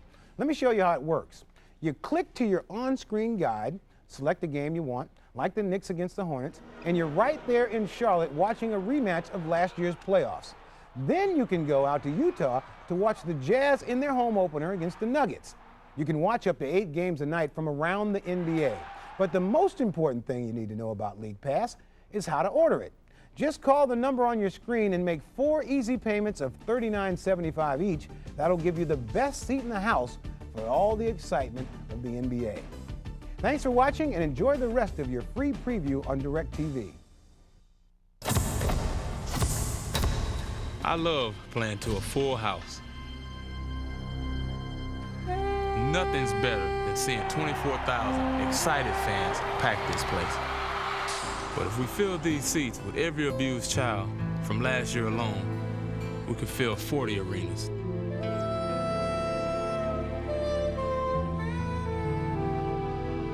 The numbers don't lie. This copyrighted telecast of the National Basketball Association may not be retransmitted, reproduced, or rebroadcast without the express written consent of the NBA. You are watching the Tri-State Jeep and Eagle halftime report from the Charlotte Coliseum. There's only one Jeep, and it's only at your Tri-State Jeep and Eagle dealer. The Knicks are using their depth. Patrick Ewing, Larry Johnson, they have a big halftime lead. We'll be back here, but first let's go to Bill Daughtry. Thank you very much, Al Troutwig. Knicks, as you see, by 8 at the half. We'll go back to Charlotte momentarily. The New Jersey Nets, they're over at the Meadowlands tonight, tangling with the Indiana Pacers. Larry Bird leading his first NBA team as a head coach into action tonight. Bird in front. He has the Pacers up 78-77. That game now moving to the fourth quarter. There is the new rookie head coach in the NBA talking things over. Chris Gatling here. He's going to miss this jump shot. Now watch what happens. Rick Smith's crashing boards, but tipping it in the wrong basket. That put the Nets up 6-0. Now, here's that great ball handler, Reggie Miller, right? You think so? Reversing to Chris Mullin, bang for 2 right there. Then Miller coming up one more time. He had 22 points in the first half tonight.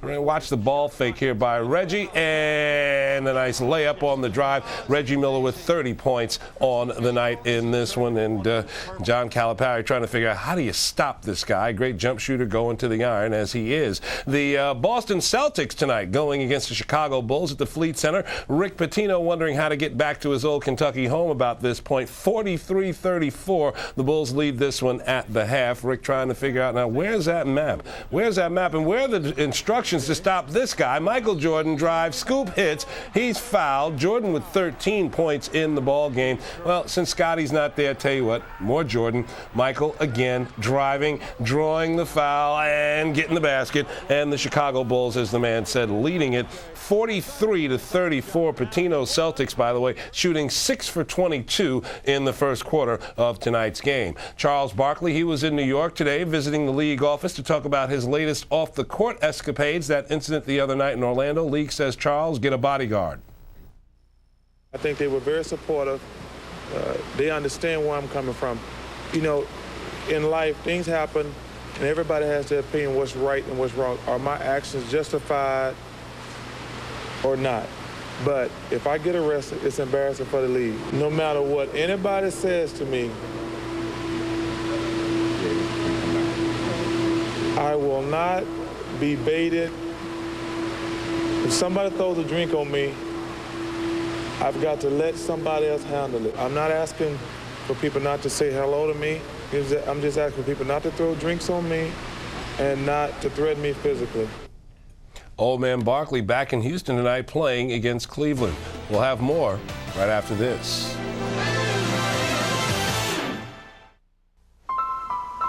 At first glance, today's telecommunications companies may appear to be gigantic, fitful beasts. Look more closely, however, and you'll see one company working to change that perception. A company whose personalized service and technological know-how will guide you over the uncertainty and into the future.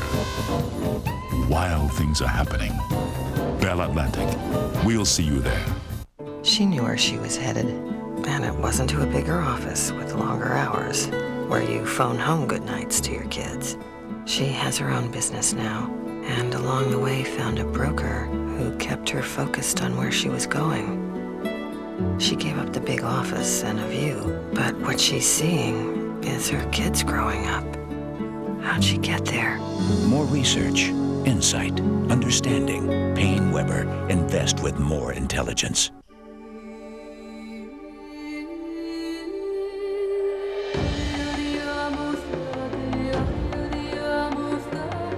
There are millions of reasons to fly today. Only one that matters to you. At Delta Airlines, it is our pleasure to get you to the place you want to be. Delta Airlines, on top of the world. Baseball news, the Florida Marlins declined to pick up the options of Jeff Conine, an original Marlin, and Darren Dutch Dalton, who says he's retiring after this season anyway. And Robin Ventura, he has been picked up by the White Sox, $6.1 million option for next season. Knicks by 8 at the half. We take you back to the Hive after this.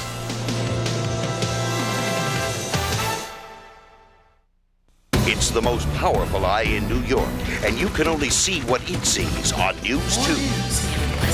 Introducing Chopper 2 with infrared. New York's most powerful news camera. Chopper 2 with infrared. Through fires, through trees, by day and night. Breaking news coverage in a whole new light. Chopper 2 with infrared. More news in less time. Faster, clearer. Chopper 2 with infrared only on News 2. More news in less time, every time. We're adding to our recipe. We're covering more bases. Announcing today's New York Times. Later breaking news and scores. Even more engaging sections. A step further. a step higher. The New York Times. Expect the world. My mother is a fashion zombie. No sense of style. I'm never leaving my room again. Need a smile? Hi. A Domino's deep dish always does the trick.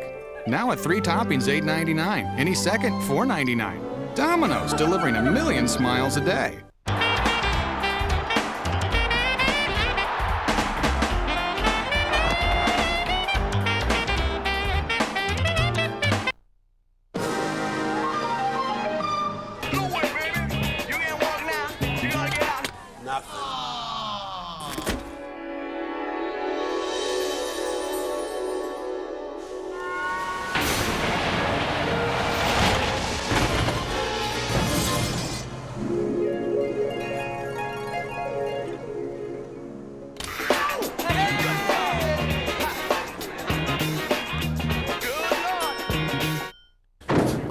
Francis McGuire, a.k.a. Frankie the Angel.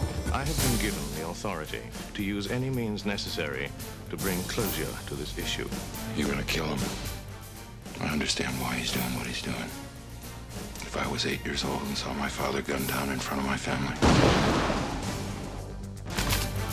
You're on your own here, laddie.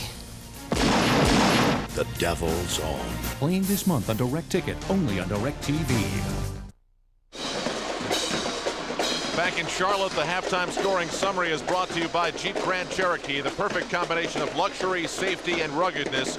Jeep Grand Cherokee. Tremendous balance for the Knicks. Larry Johnson, the hot hand. He hits all 6 of his shots for 12 points. He grabbed 3 rebounds. Ewing's got 9. Starks has 8 off the bench. Chris Mills impressive with 6. As for the Charlotte Hornets, they get nothing from Glenn Rice. 0 for 6, just 2 points. Meanwhile, Matt Geiger, very impressive and versatile off the bench for 11. Anthony Mason with 8, mostly of those late. Divac with 6, and their new point guard Dave Wesley with 5. Al Troutwick along with John Andres. And John, I know it's only one half of basketball, but if you're a Knicks fan, you have to be enthused about the way this unit came together and prepared so far to play this game 1. Yes, they played terrific in the first half. How about Ward and Childs? Both played 12 minutes, both had 4 assists. And both look great. 17 first half assists for the Knicks. On what was it, 21 shots. That's 20 shots. That's very good. 57%. We'll take a look at the highlights now, as always, and they are brought to you by Jeep Wrangler, the original top-down, fun in the sun, on and off-road vehicle from Jeep. John? Allen Houston got things going with several fine plays in the first half. In the second quarter, he had a beautiful spinning drive and the final beautiful touch at the end of that move. And Chris Childs off the bench. You'll see Chris come into the picture here after an unusual Oakley pass, which was right on target.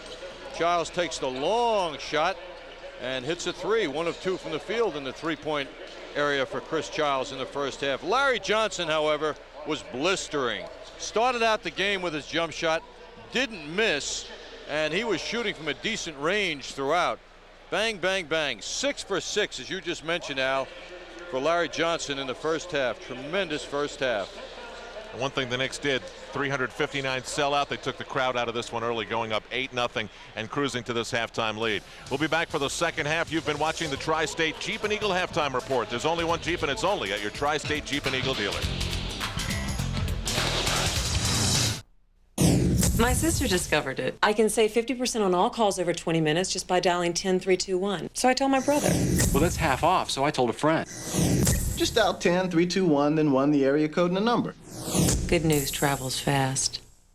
Warm, snuggly blankets, rocking chairs and lullabies, baby steps, bubble baths, 1,000 games of hide and seek, curved balls and broken windows, first loves and broken hearts, newborn baby. A lifetime awaits him in a little gray house on Chestnut Street. For a free guide to help you on the path to homeownership, call the Fannie Mae Foundation. We're showing America a new way home. On Saturdays, your customers can receive 2-day packages from FedEx. Cost? An extra $10. On Saturdays, your customers can receive 2 to 3-day priority mail packages from the U.S. Postal Service. Cost? $3, and there's no extra charge. On Saturdays, your customers cannot receive 2-day packages from UPS. Sorry. So, what's your priority? Priority mail from the U.S. Postal Service.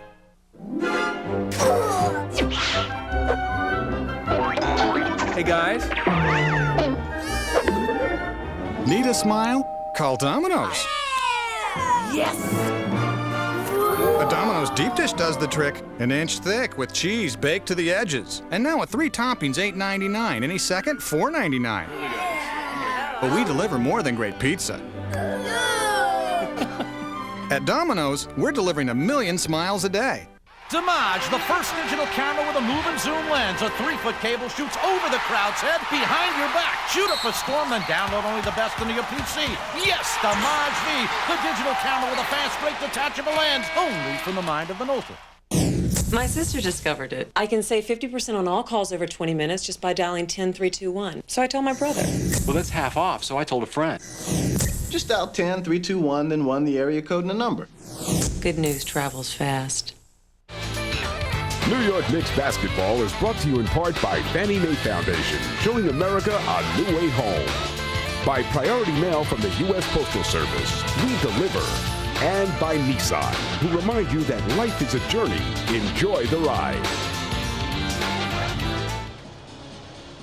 Knicks up by 8 at the Charlotte Coliseum in the debut game of the 1997-98 season. You'd like to think that the Knicks coaching staff is extremely pleased. We're about to find out. Walt Clyde Frazier moments ago spoke with Knicks assistant Don Chaney. Coach, a marvelous first half by your team, but historically the Knicks have played well here the first half. It's been their problem has been the second half. How do you hope to guard against a letdown? Well, I think first off we have to be aware of it and come out and play as aggressive as we played in the first half. We got to really watch our fouls. We're putting them on the free throw line too frequently, and that's the only reason why they're staying in games. So if we cut back on the fouls, keep them off the free throw line, then we should have a very successful second half. What about Rice? He's yet to score. You know he can erupt at any time. Well, that's the main concern now. You know he's going to get his shots. You know he's going to want to score. So we got to really focus in and play him a little bit more tougher and help out a little bit more. Okay, good luck the rest of the way. All right, Clyde, obviously the Knicks have a little depth at the coaching position as well. Let's get set for the second half. Mike Breen and John Andres. Thank you, Al Troutwig. And let's take a look at some of the numbers, John, from the first half. Again, the Knicks defense excellent in those first 2 quarters. And it will start with the field goal percentage by the Hornets, just 34%. That's where the Knicks like to hold their opponents. League leading 42% last year. They're excellent tonight. Knicks are shooting the ball exceptionally well, except at the foul line. Hornets are doing a good job, 13 of 18 themselves at 72%. And of course, turnovers are key for the Knicks this season. They only had 3 in the first quarter, then got a little sloppy in the second quarter, both teams finishing with 10. But the 17 assists on 20 field goals, that tells you something about ball movement and team play. Many times a team will get 17 for a game.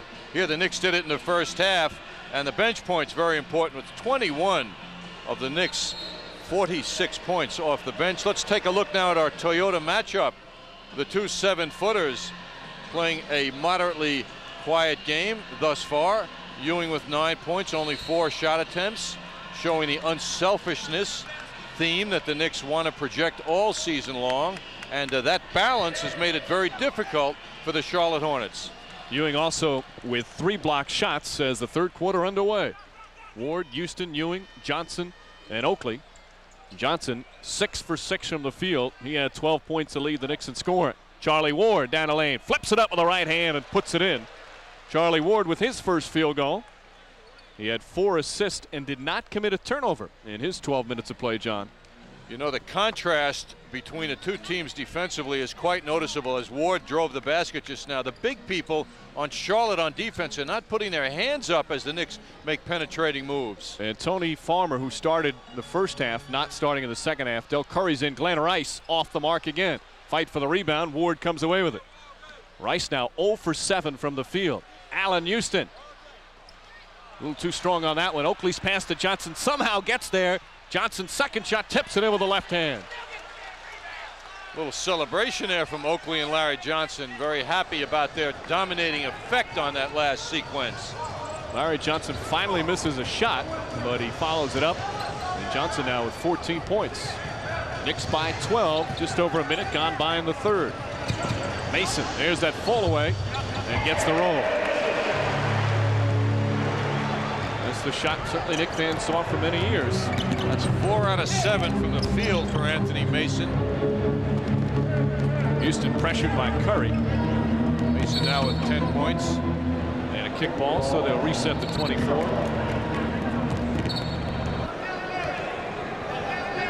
Some strange noises from the PA system here on Halloween night. Sounded like a machine gun, didn't it? Halloween toy, that is. Yes. I'm glad you added that. And now Teddy Bernhardt checking, make sure everything's okay there at the scorer's table. 50-40. Knicks by 10. They've led right from the get-go. Houston, quick turnaround shot. Oakley pokes it out, but right to Rice. Larry Johnson matched up on Rice right now. Curry on Ward. The mismatch there. Houston and the ball knocked away. Charlie Ward. Here come the Knicks the other way. Hornets get back in transition. Oakley left open on the wing and knocks it down. See, here in the second half, Curry starting out in the backcourt puts a different matchup now on Glenn Rice. It was Allen Houston in the first half matching up with Rice, who started out as a 2-guard. Now Larry Johnson and Rice are matched up. That was Oakley's first field goal, by the way. Divac to Curry. And the Knicks got caught on a screen. Houston couldn't fight through it, and the Knicks lead cut to 10. 52-42. 2.5 gone by, third quarter. Charlie Ward sees the opening, drives the lane, and Mason grabs the rebound. Oakley goes flying, and the Hornets coming the other way. Curry, quick release. Ward the rebound, and there's Oakley all alone down the other end. Sometimes it pays. And Oakley basket hanging gets 2. That's a rare sight because usually Charles Oakley is up where the action is. Well, it wasn't his fault. He got knocked to the floor on that Mason play down the other end. He almost did a complete somersault. Took him a while to gather himself. Knicks lead is 12. They kick it out to Wesley, his three-pointer. And Oakley rips down the rebound.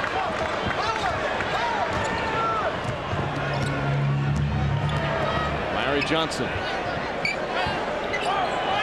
Johnson with the shot. Off the mark. Ewing tried to tip it. Divac's in good position. Wesley backs it in with the left hand. Knicks got caught napping there on defense.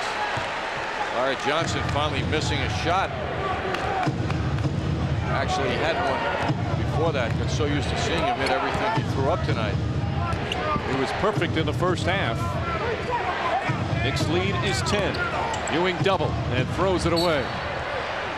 Ewing now falls over Wesley. A lot of contact. Ewing appeared to have get hit on the forehead, and he's a bit shaken up. Or maybe poked in the eye. Ewing, of course, who wears contacts.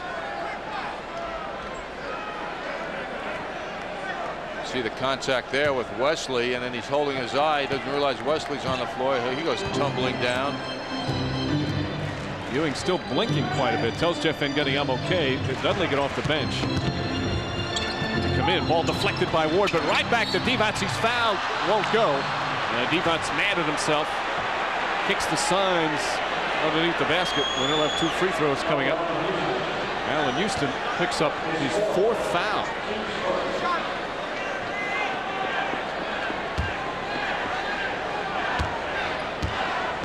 So Divac's to the line.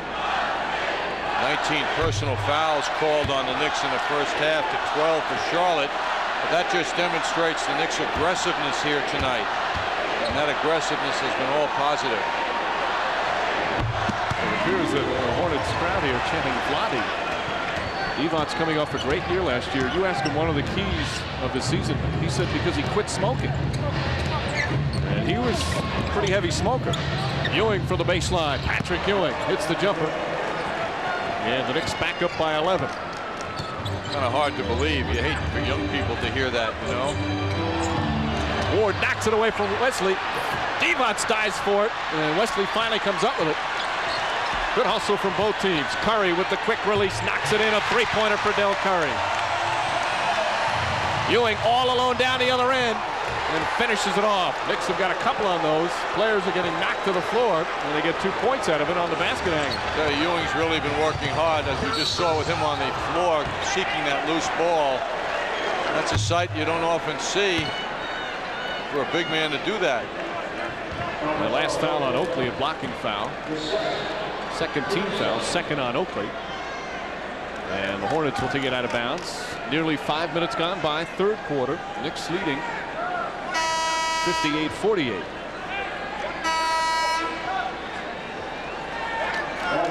A lot of scrambling. You can see Ewing on the right there at the end of that play. And Curry finally hitting the jump shot. He's not happy with the shooting tonight. Finally makes one at the other end. Knicks get a break. Prior to that, it was Oakley getting a reward for his hustle. And after he got upset, got the layup that followed, as did Ewing. The delay right now is they're mopping up the floor with players sprawling all over the place. Sweat got a little slippery. So that's completed. And the Hornets will take it out. Off the foul on Oakley. Leslie looking to set up Curry, who started here in the third quarter. Curry looking for a shot. Shoots quick again. Oakley boxing out Mason, gets the rebound. Knicks come the other way. Tony Farmer had started at the forward position in the first half, which kept Curry on the bench. He didn't really do much. Larry Johnson really calling for the ball against Rice. There's the double. They swing it to Houston. Ewing with Wesley on him. Turns, leans in, can't hit it. It's almost a distraction when you have a little guy like that on you if you're that much taller. Can't believe he's guarding you, and that takes your focus away from the basket. Knicks lead is 10. Just under 6.5 to play in the third. Mason short, but he drew the foul as Charles Oakley lets Teddy Bernhardt hear about it. Let's see if they call it on Ewing, who came over to help, or Oakley. It's going to be against Oakley. That will be his third. And we'll have a timeout. Free throws coming up from Mason. Knicks lead by 10 here in the third.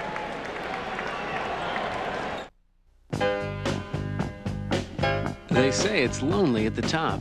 We think you'll find lots of company. There's good reason why Camry's the #1 selling automobile in America. Built in the U.S., it's a Toyota. With a Toyota quality, reliability, and value that speaks to just about everyone. Lease now for only $249 a month with air, anti-lock brakes, power package, and cruise control. Looks like another great year.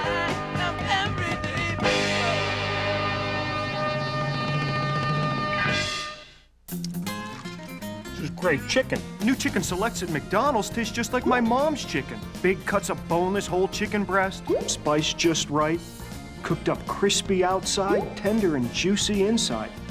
I get them with fries and a Coke in a 4-piece extra value meal.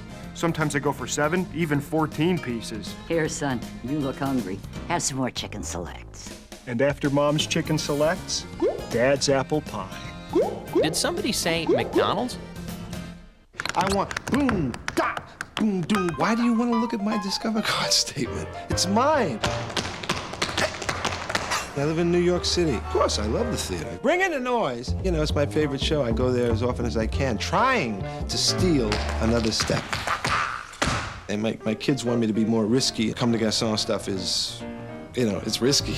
I want a cashback bonus. How many credit cards make a statement like that? It pays to Discover. Use it where you see the Novus sign.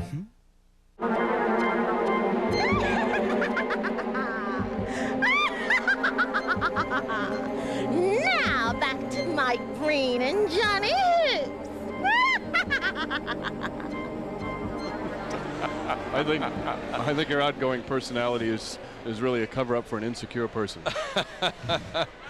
That was a fine witch, boy. There's a lot of people who are very secure in themselves. By the way, they've come here tonight. That Dave Cowan's on the right. And yes, they all came here dressed voluntarily. What a festive place here in Charlotte. Charlotte leads the NBA. They did last year, once again in attendance at over 24,000 a game. And I think we have, about 20% of the crowd dressed in Halloween garb. Yep. As Al mentioned at the top, the 359th consecutive sellout. That's the third longest consecutive streak in the league behind Sacramento and Chicago. Kings fans deserve a Medal of Honor because they've been loyal through some rough years, where it's easy to be a Bulls fan and Hornets as well. Mason 1 of 2 from the line. And that cuts the Knicks lead to 9.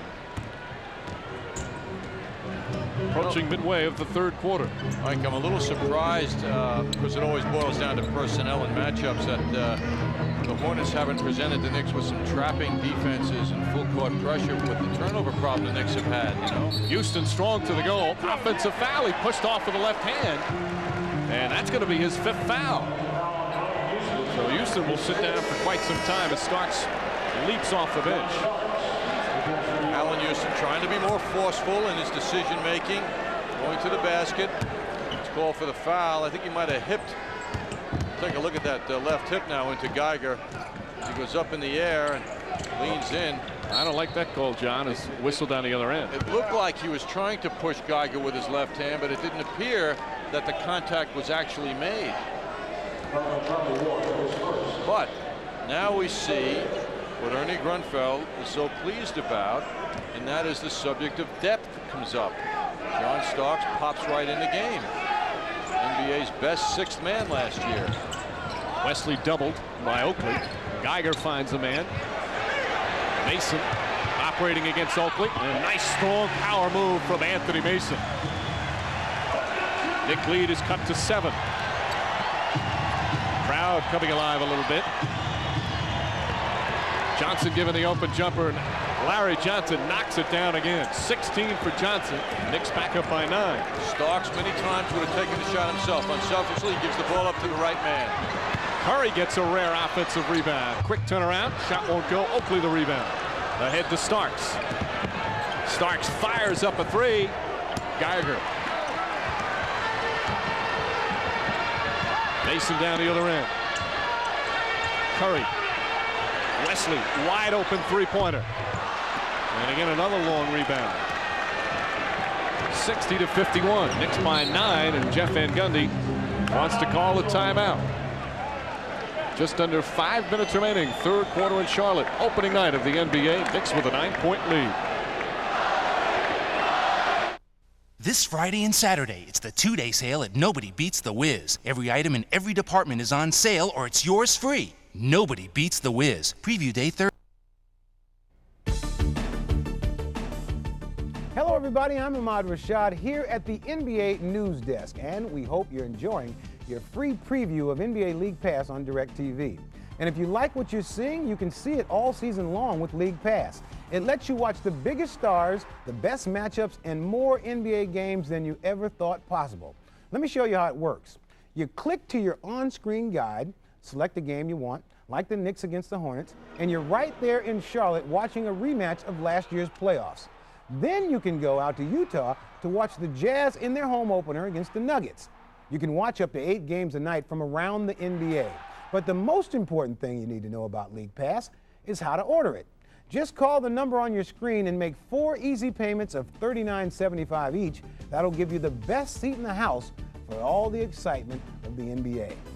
Thanks for watching and enjoy the rest of your free preview on DirecTV. Being in the zone is like no other feeling in this world. Your hands are very numb, you get chills going up through your whole body. It's just you in the basket. He is something to watch. You feel like you're unstoppable. Anything you throw up is gonna go through the net. He is on fire.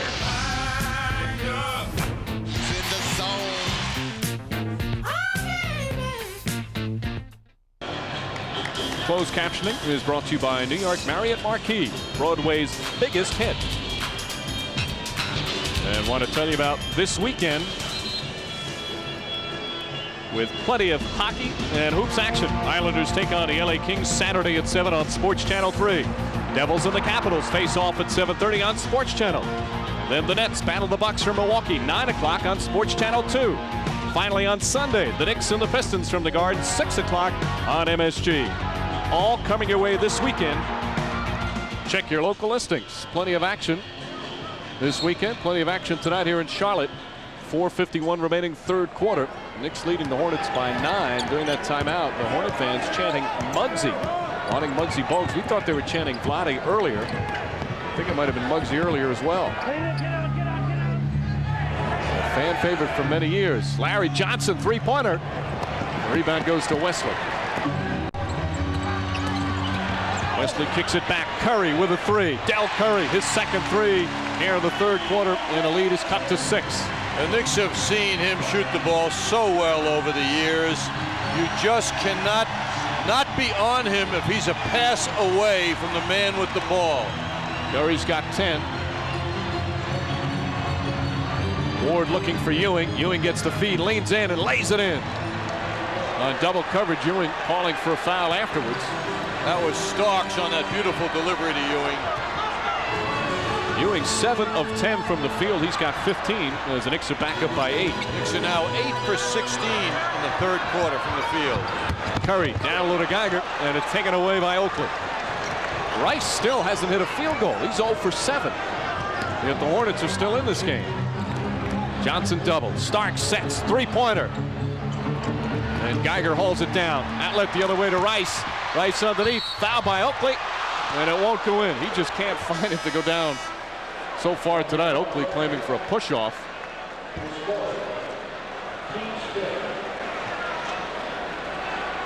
As that ball goes up from Starks on the rebound, Geiger with the good vision picks out Rice, thinks he has a layup. Oakley makes it too hard. He can't convert it. And that was preceded by Ewing getting that nice bounce pass. He had excellent position, and Starks took him to the basket with the pass. Look at Glenn Rice. What a nightmare for him. He was the NBA's third leading scorer last year, and he can't find the basket tonight. He averaged 24 a game after Michael Jordan and Karl Malone. That's his field goals. He's got 2 points from the line. We've been missing the free throws now. Now 3 of 4 from the line. 62-55. Here's a guy that last year, as you mentioned, just was unbelievable. Hit the 30-point mark 25 times during the season. 62-55. Childs in the game for Ward. Buck Williams is in for Oakley, who picked up his 4th foul on that last one. Ewing spins. And a foul before the shot. Geiger with a push. That's going to be the first team foul against the Hornets. Geiger's 2nd foul. Well, Glenn Rice, who the Knicks have held in check tonight. Look at last year, basically 27 a game. Excellent field goal percentage. The 47% from three-point range is unbelievable. And he was 2nd in the NBA in minutes per game, behind Mason at over 42 a game. Buck Williams against Rice down low, forces it up, won't go. Geiger high for the rebound. 62-55. Knicks lead is 7, just under 3 minutes remaining in the third. And a foul will go against Larry Johnson, pushing off. That's going to be Johnson. I believe that's his 4th. But check that 3 on Johnson. It's always scary, and you know the Knicks coaching staff feels it too. Scary in the sense that the Knicks are up and they're playing a heck of a game. They've been leading the whole way, but they're up by 7. 7 points to this guy is 2 3-point shots and a foul shot, and it can happen in 30 seconds. So they cannot let up at all in any way. Dudley back in. Dudley in the first half played 8 minutes, had 4 points, a couple of rebounds, did pick up 3 fouls. And Rice now rattles one in. Larry Johnson now the only Knicks starter on the floor. And this is the closest the Hornets have been in the second half. Knicks have led right from the start. They've been up by as many as 14. Right now the lead is 5. Starks out to Childs. Shot clock down to 8. Childs now leans in and knocked away by Geiger. Is he kidding?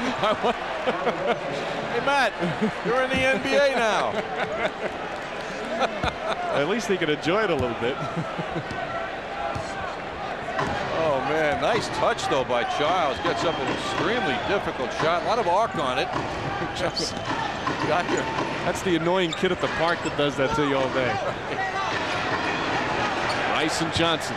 Rice trying to find a shot. Nice crossover move. Drives it. Can't get it. Geiger slams it in.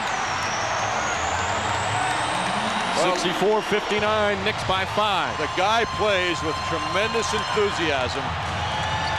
And he's driving his team right now. 13 for Geiger. And a foul's going to be called against David Wesley. The intensity really picking up, especially away from the ball. when you read the papers down here in Charlotte, you hear them talking about their season this year. People are picking them to a process.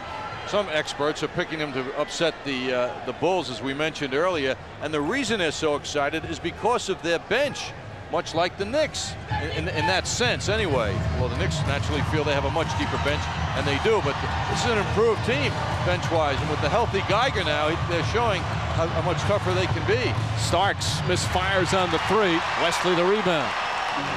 Little over a minute and a half remaining in the third. Hornets coming back. They trail by 5. Mason and Buck Williams. Mason out to Wesley.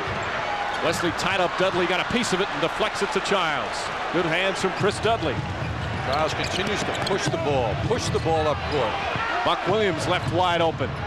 Delk goes high for the rebound. Delk ahead to Geiger, and he can't control it. Just a little too far ahead. Boy, the guy runs the court so well, though. End-to-end action. Nice feed down low, and Larry Johnson finishes it off. Childs with another assist. And Johnson now with 18 points. Knicks up by 7. Under a minute to play in the third. Starks on the steal. Starks to Childs. Childs with a scoop layup. Starks right there to tip it in. And the Knicks answer back quickly. This is, I'm thinking of Starks now. Starks to Van Gundy. The preseason doesn't mean that much.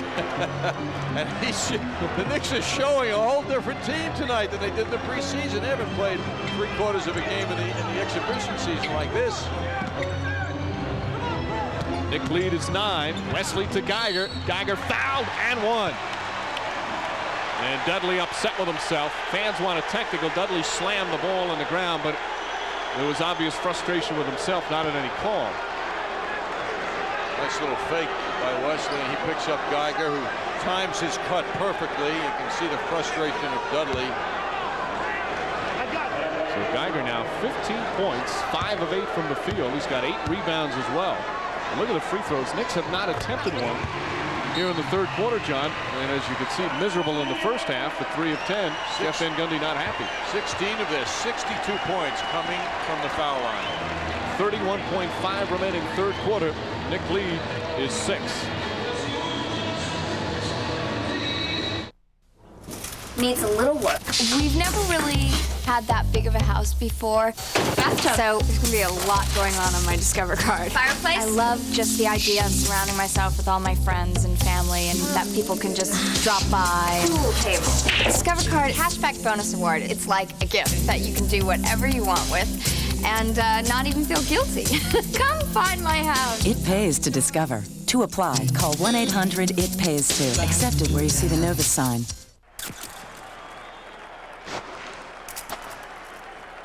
It's a really simple rule. When it comes to communicating, the clearer, the better. Sprint PCS. Wireless service with 100% digital clarity and less background noise. It's the clear alternative to cellular. 31.5 remaining third quarter in Charlotte. Knicks holding on, leading the Hornets 68-62. Tell you what, he comes to my house for Halloween. He gets as much candy as he wants. Remember, when you're having good times with good friends, drink responsibly, because friends know when to say when. A reminder from your friends at Budweiser. And another holiday is coming up soon. A Christmas Carol, the musical that touches you, returns to the theater at Madison Square Garden for 96 performances from November 18th to January 4th. American Express presents this musical adaptation of Charles Dickens' classic Christmas Tale. For tickets to this Christmas tradition, visit the Madison Square Garden box office or call Ticketmaster at 212-307-7171. And Mike, be there. Seen it? Every year it's been there. Yeah, and every year it gets better and better if that's possible. Yes, sir. We weren't asked to say that. This is honest stuff here. Half minute remaining, third quarter. The Knicks have led by as many as 14. 12 here in the third, now by 6. Buck Williams leans in, draws contact, and still gets it in. See, Glenn Rice is basically an outside shooter, even though he's 6'8". Buck Williams has made his living under the basket. and he just demonstrated why. A delay of game warning after the ball knocked out. 10 different Knicks have scored here tonight. The bench doing an excellent job. Knicks lead by 8. Shot clock turned off here in the third.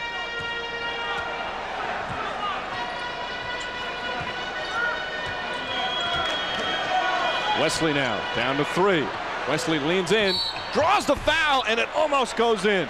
And Chris Dudley can't believe the call. Jeff Van Gundy can't believe Dudley was even close to Wesley.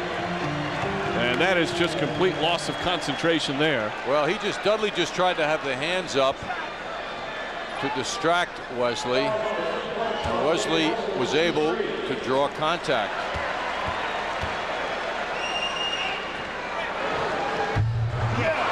And Wesley missing on the first. One more to go. He was very close to the three-point line as Tony Farmer checks back in for Dudley. Picking up the foul. I believe that's his 5th. Here's Wesley's numbers. So Dudley and Allen Houston both with 5. Well, now they are going to say it's a 3.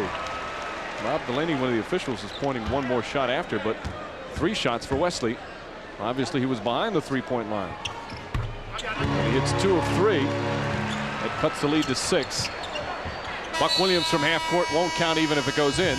And it almost goes in off the glass, but it would not have counted. The officials quickly say came after the release or after the buzzer.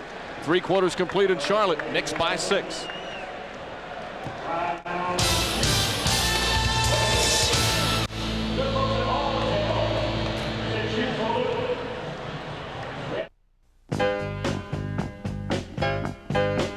Sometimes going as far as you can go just isn't far enough. The 98 Toyota 4Runner. At a $339 a month lease with many options included, it takes Toyota quality just about anywhere you want to go. Want to go a little further? Put your imagination into 4-wheel drive.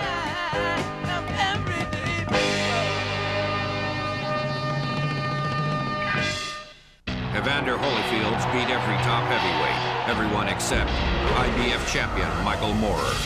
Holyfield, Moorer 2, Saturday, November 8th. Everybody around the racetrack calls me the MIG because I race like I'm in a fighter jet. I hate to lose. Sitting in the starting gate, you're on 1,000 pounds of dynamite. Speed is the name of the game in racing. I study everybody's moves, and you always want the other guy to think you're out of force and surprise him at the last second. I'd rather win a photo. Let me win a photo any day. New York Thoroughbred Racing at Aqueduct, the most exciting ride in sports. Advice for other jockeys? Stay out of my way. New York Knicks basketball is brought to you in part by MetLife. Get Met, it pays. By the Discover Card, the card that pays you back.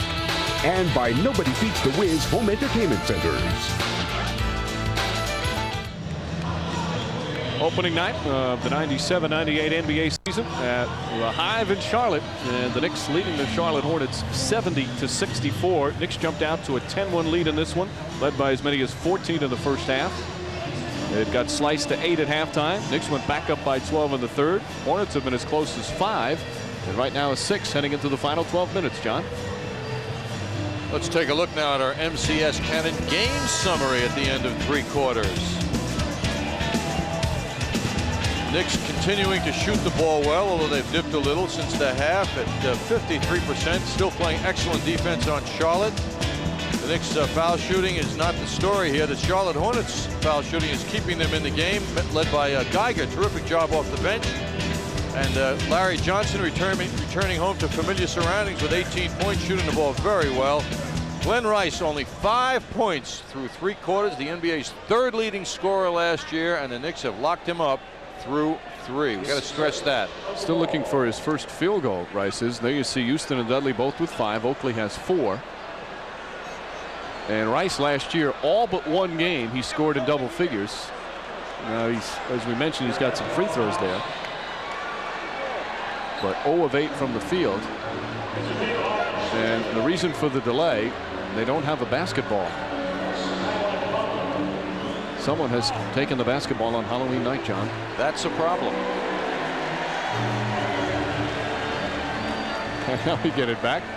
Starting here in the fourth for the Knicks, Childs, Starks, Buck Williams, Dudley, and Chris Mills. Again, the entire second unit. Hornets counter with Tony Delk and Del Curry in the backcourt. Tony Farmer, J.R. Reed, and Vlade Divac. There's only one starter on the floor here to begin the fourth for Charlotte. Farmer trying to post up Mills. Farmer at 6'8". And an offensive foul is going to be called against J.R. Reed. Check that. It's on Curry.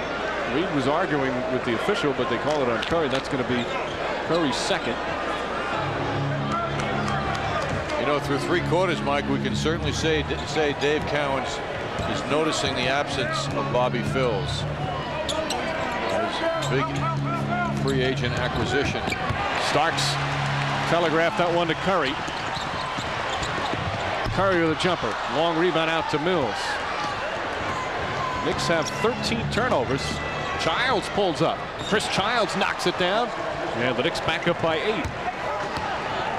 Bobby Phills, it was expected may be put on the injured list, or was expected to possibly be, but the Hornets decided not to do that. So he's going to, sounds like he's going to miss about 3 games at least, though. That sprained ankle. Divac, Dudley. Divac turns, draws some contact. Buck Williams pulls it down in traffic and then gets fouled by J.R. Reed. And that's the physical nature of Buck Williams. That's a tough rebound. 3rd foul on J.R. Reed. Buck Williams continues to be somewhat remarkable. Now in his 17th season, shows no sign of age. I mean, I think you'd have to follow him around 24 hours a day to see if there's any sign that he's showing age. But he's as tough as ever under the boards. He'll turn 38 during the course of the season as Tony Delk commits the foul. 2nd foul on Delk, 2nd team foul, and there you see his rankings all-time NBA, including personal fouls. But he's the active NBA leader in a whole host of those categories. Yes, he's played about 42,000 minutes in the NBA. 42,000. And an offensive foul on Chris Mills. More whistles in the last few minutes of the 3rd quarter, and here to open the 4th. Knicks lead by 8. We've played just over a minute here in the 4th.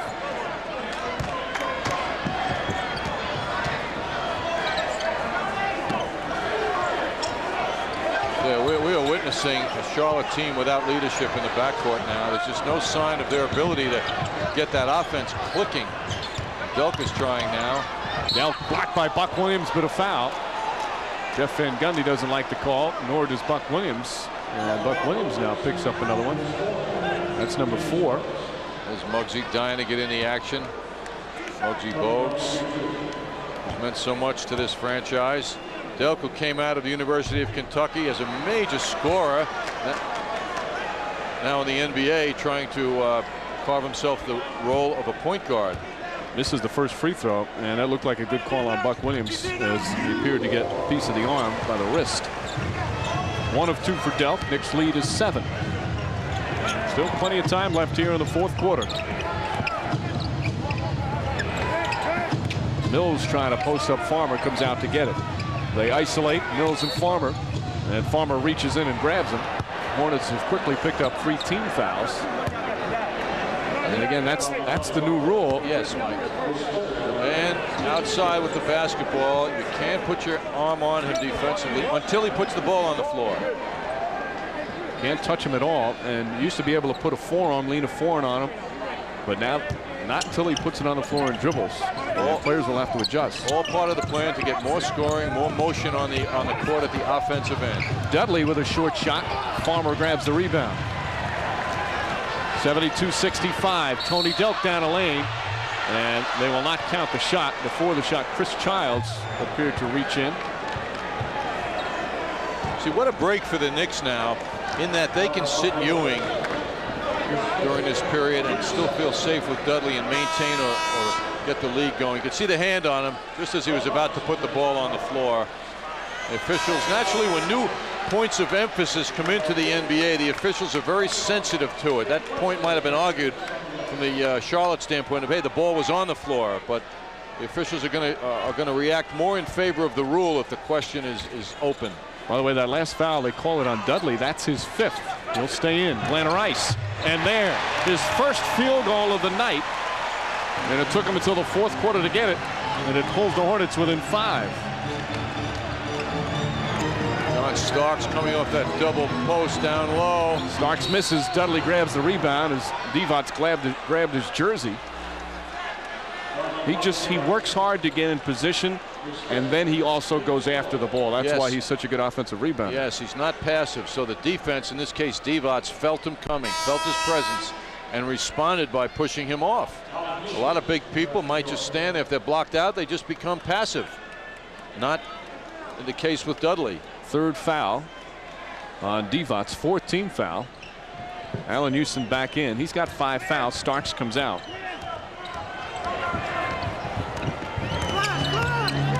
Childs looking for Buck Williams. Now gives it a Dudley high post. Mills, top of the key. And Mason grabs the rebound. 7th rebound for Mason. Rice trying to post up Mills.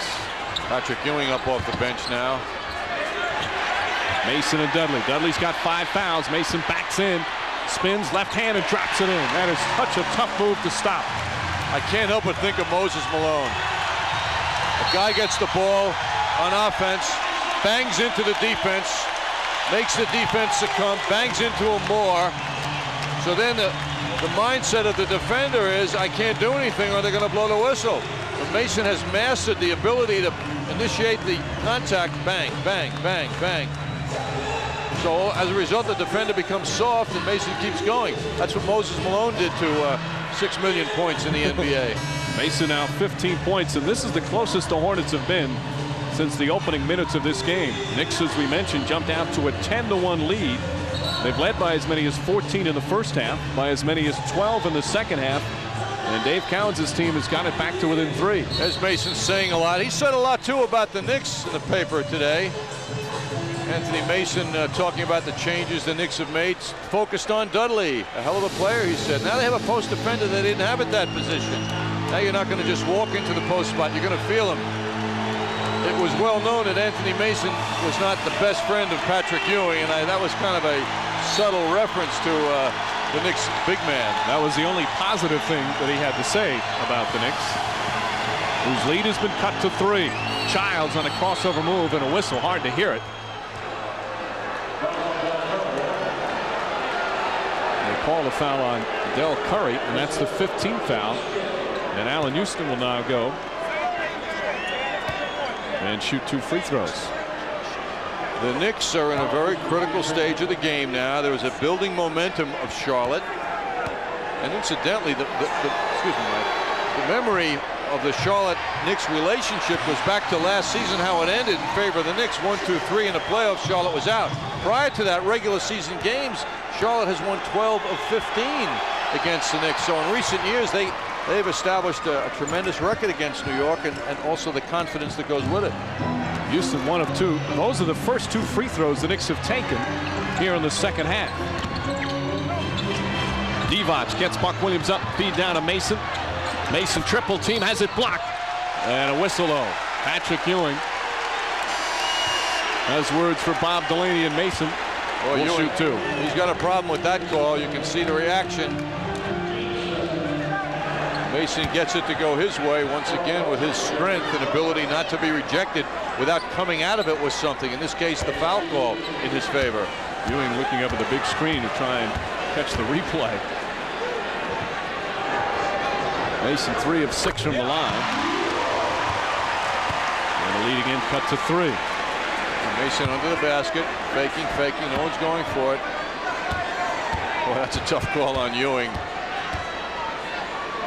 Very close on that one.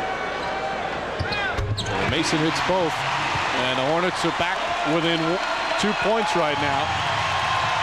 It's the closest it's been since it was 2-0. Well, the Hive is alive officially now.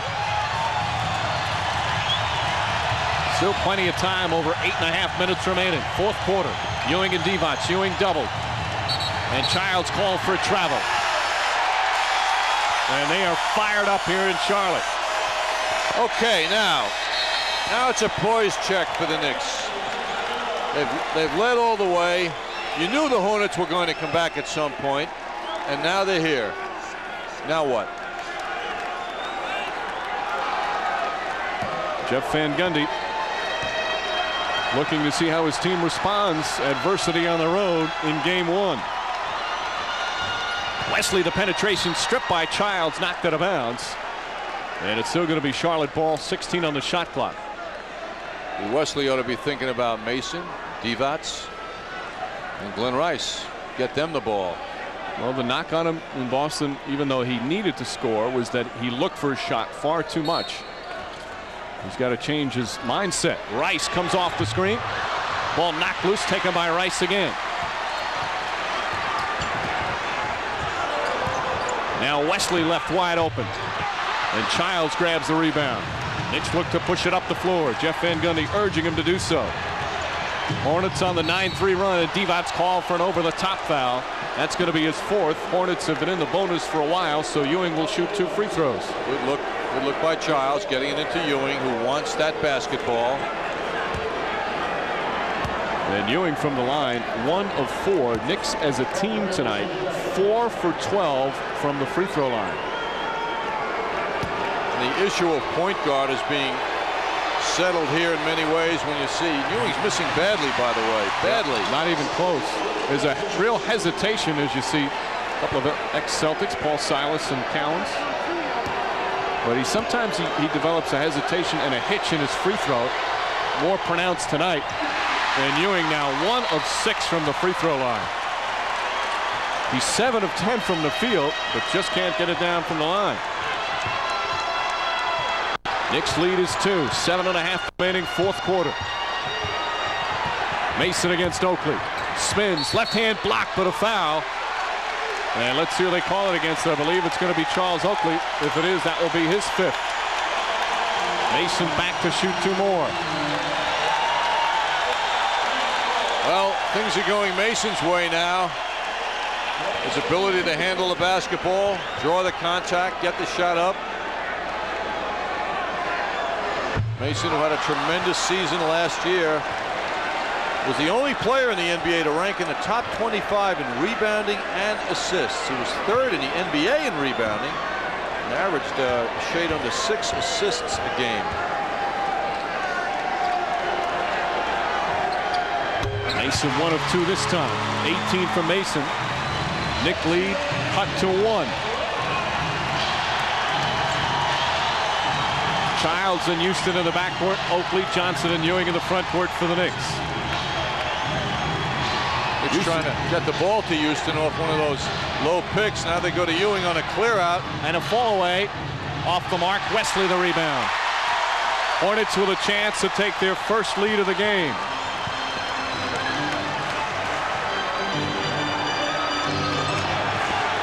Divac backing in against Ewing. Shot clock down to 8. Wesley doubled.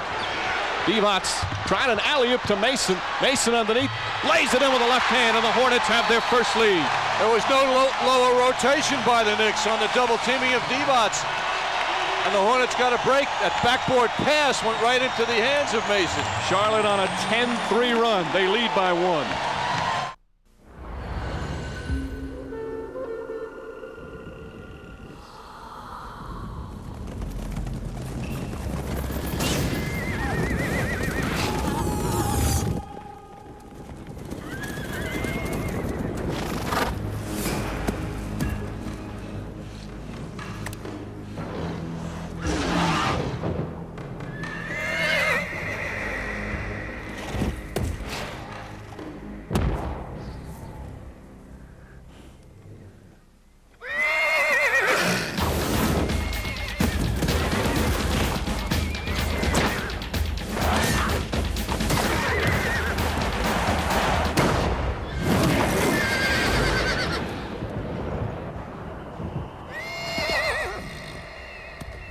Do that?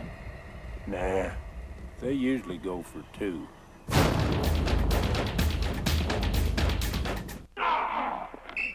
Boom! Kareem Abdul-Jabbar. Reebok reversible jersey. Home colors on one side. What is that, eggshell? How about white? Away colors on the other. Green? Teal. Man always finds the crease. Too fast for you, huh? Gotta go. Oh. So anyway, one side home, other side away. 1,116 yards. Forget about it. The new Reebok reversible jerseys. Either way, it's Foot Locker, where it all begins. Knicks have seen a 14-point lead disappear. 6:45 remaining fourth quarter. They now trail the Hornets by 1. And our Delta Airlines upcoming schedule.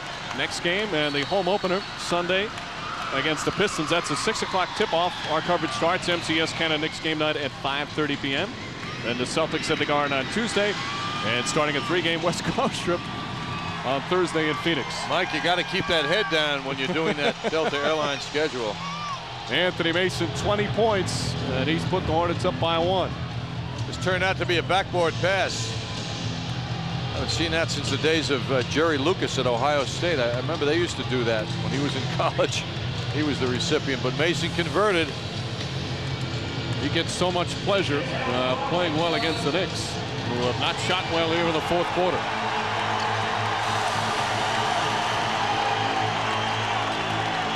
Starks, Childs, and Houston. 3 guards in there along with Ewing and Johnson. Starks looking for Ewing. Ewing against Divac. Leans in, puts it up. It's good. Patrick Ewing with a tough shot, and the Knicks back up by 1. Boy, Divac put some pressure on Ewing. Ewing now with 17. Coming up on the midway point, and Larry Johnson called for foul on the entry pass to Mason. And Johnson will pick up his 4th. Well, Ewing on the other side a moment ago on the right side of the basket. Now he's on the left side. Divac extending that 7-1 arm out. Still couldn't deny Ewing the jumper. And that's the 15th foul against the Knicks. So both teams over the limit. And some pretty poor free throw shooting. Obviously, Knicks, that's disgraceful. But you see 36 free throw attempts, make it 37 off that one to 14. Knicks have only been to the line 4 times in the second half. Well, the Knicks have shot very well from the field tonight. And that's what has helped them sustain the lead throughout this game. And Mason missing a pair. He's now 6 of 12 from the line. Knicks by 1, almost midway through the fourth. Johnson guarded by Curry. They'll look to double. Ward back in the game. Starks wants to 3. Instead, down to Ewing. Ewing underneath. Knocked out of his hands, out of bounds. Still Nick ball with 5 on the shot clock. Ewing complaining, getting whacked on the arm. From where we are, looked like he did. But the Knicks will still have it with 5 left on the 24. Knicks move the ball well, though, around the perimeter to the open man. Not forcing up the shot. Ewing to the host. Misses the slam, but he drew the foul. And Divac picks up the personal. And that's number 5 on Divac. A tremendous power move by Ewing. Divac went for the steal. That's an example. When you see Ewing miss that shot, you say, how could that be? Well, his hands are not huge. And he just was unable to control that basketball, you know, like a suction cup on his hands. And as a result, he just couldn't control it. He had so much force in getting into the hoop, though. He hits the first free throw. Ewing had missed 5 of his first 6. Hits 2 this time. And the Knicks back up by 3. We saw Matt Geiger back in for Divac, who picked up that 5th foul. 5:40 remaining in the fourth. Mason now guarded by Ewing. Mason across the baseline. He's bumped. And Patrick Ewing picks up his 4th foul. Mason will go back to the line. He is so difficult to defend. If you're a strong player, he can outquick you. If you have the quickness to stay with him, he's so much stronger. Well, I was talking to Mike Jerminski, a former NBA player who Knicks fans and basketball fans certainly know, who does color work here on the broadcasts for Charlotte, and he was saying so much of the pressure that is on Wesley is not as great as it would be on many teams to distribute the ball because Divac and Mason are so good at handling the basketball. Divac is the leading center in the NBA last year with over 3 assists a game. And Mason, of course, Knicks fans know what a fine passer he is. So The many skills of Mason have really come into play here in the second half, particularly. Mason again 1 of 2 from the line. Knicks by 2, 5.5 to play in the fourth. Larry Johnson gets it, drives underneath. No good. They're going to wave it off, an offensive foul. Johnson pushed off for the left arm, and that negates that basket. 5 fouls now on Larry Johnson. Well, you see Johnson get the clear path, and he did a little push and protected the ball extremely well, but the official saw a foul. Yep, just enough pushing off there. Looked like a good call. Geiger looking for his shot. Fall away, air ball. Knicks by 2, 5 to play. Johnson down low, and Johnson was fouled by Curry. Did the wise thing by wrapping his arms around him, make sure he didn't get a shot off. And Larry Johnson will shoot 2. Curry picks up his 4th. Johnson has not been to the line tonight. We've talked about his free throw shooting. He was an excellent free throw shooter prior to coming to the Knicks. You see all the Knicks with 5 fouls. Way short on the first one.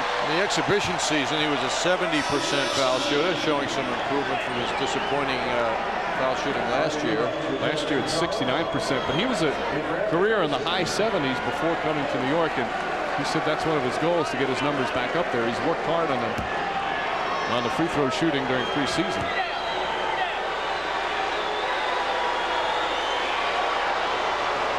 One of 2. Knicks by 3. And Anthony Mason sitting down. Devon's back in. Ball knocked away from behind. Houston picks it up. Ball knocked by Rice, and it's still going to be Nick Paul. 4:52 remaining in the fourth. Knicks lead by 3. And Mason with the scowl that we've all come accustomed to.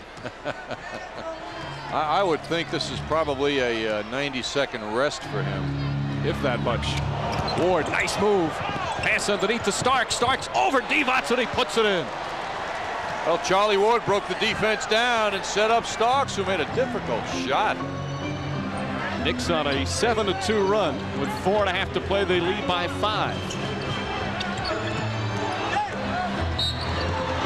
And a whistle and a foul. This one against John Starks. That's his second. Again, both teams in the bonus. We're going to shoot a lot of free throws down the stretch here.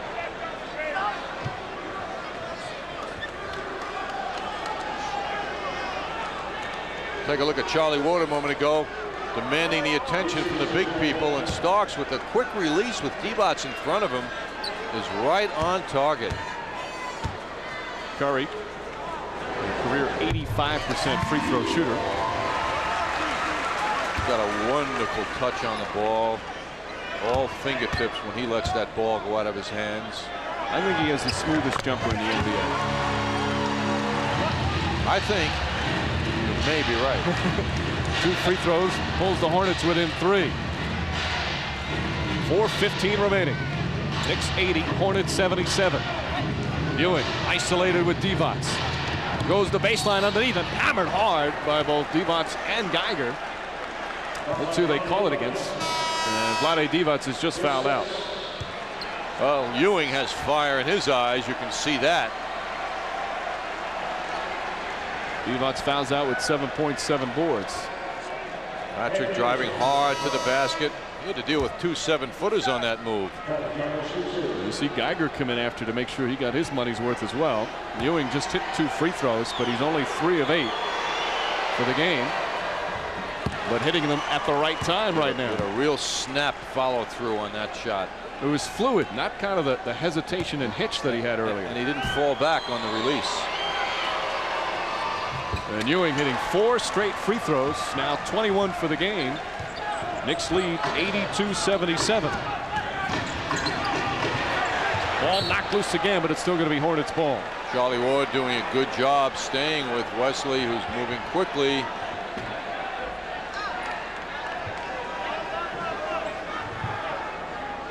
Ward and Starks and Houston, 3 guards on the floor at crunch time for the Knicks, along with Johnson and Ewing. Houston back to Glenn Rice, who he started out with on the game, never allowing Rice to get started as the potent offensive player that he usually is.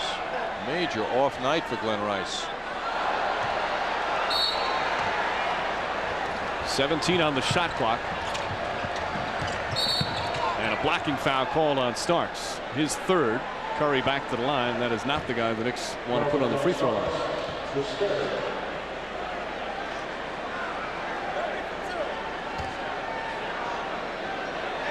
Well, with all the depth that the Knicks have, their coach, Jeff Van Gundy, is constantly thinking about minutes, keeping everybody happy and keeping his team in good shape. Look at that for balance. Wow.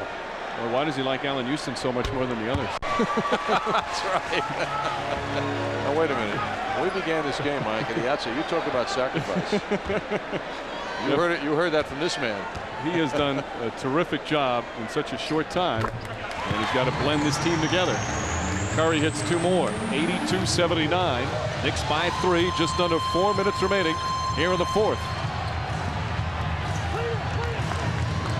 Ewing petitioning the official because Geiger's leaning on him, pushing him.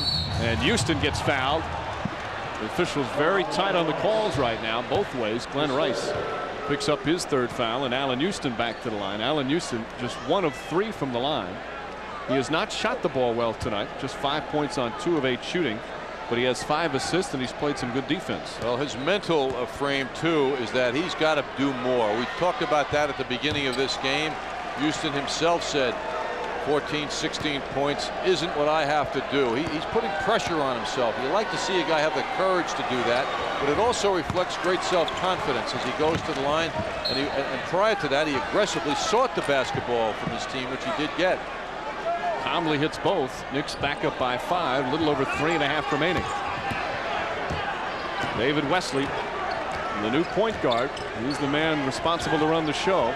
Got some crunch time minutes here. Rice turnaround blocked by Allen Houston. Ball knocked loose by Johnson and picked up by Ward. Terrific defensive play from Allen Houston.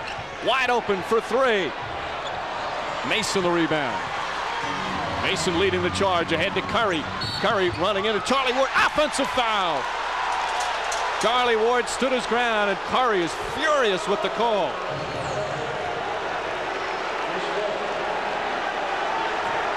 Well, a fast break here, and you can see the offensive foul. Ward made a heck of a play. And the Hornets have called timeout. Charlie Ward just stood his ground. Of course, the new rule in the NBA, that restricted area, you see the dotted line, but Ward was not in it. He was out, so he can draw the charge in that area. Yes, he was outside the restricted area.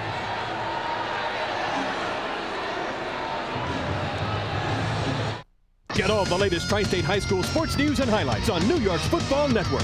Hey, the real Monday Night Football is on MSG with Mike Quick, the Boss High School Report. Hey, basketball fans, now you can try NBA Inside Stuff magazine free and get this incredible new NBA video, Furious Finishes. Yeah, boy! With your Furious Finishes video, you'll get the most heart-pounding, rib-rocking action in NBA history with Reggie, Shaq, Zoe, the Rain Man, and so much more. 2 seconds. Stockton on the turn for the win.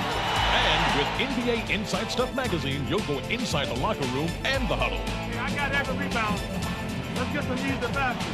You'll get the latest on your favorite players, plus exciting photos and an exclusive oversized poster in every issue.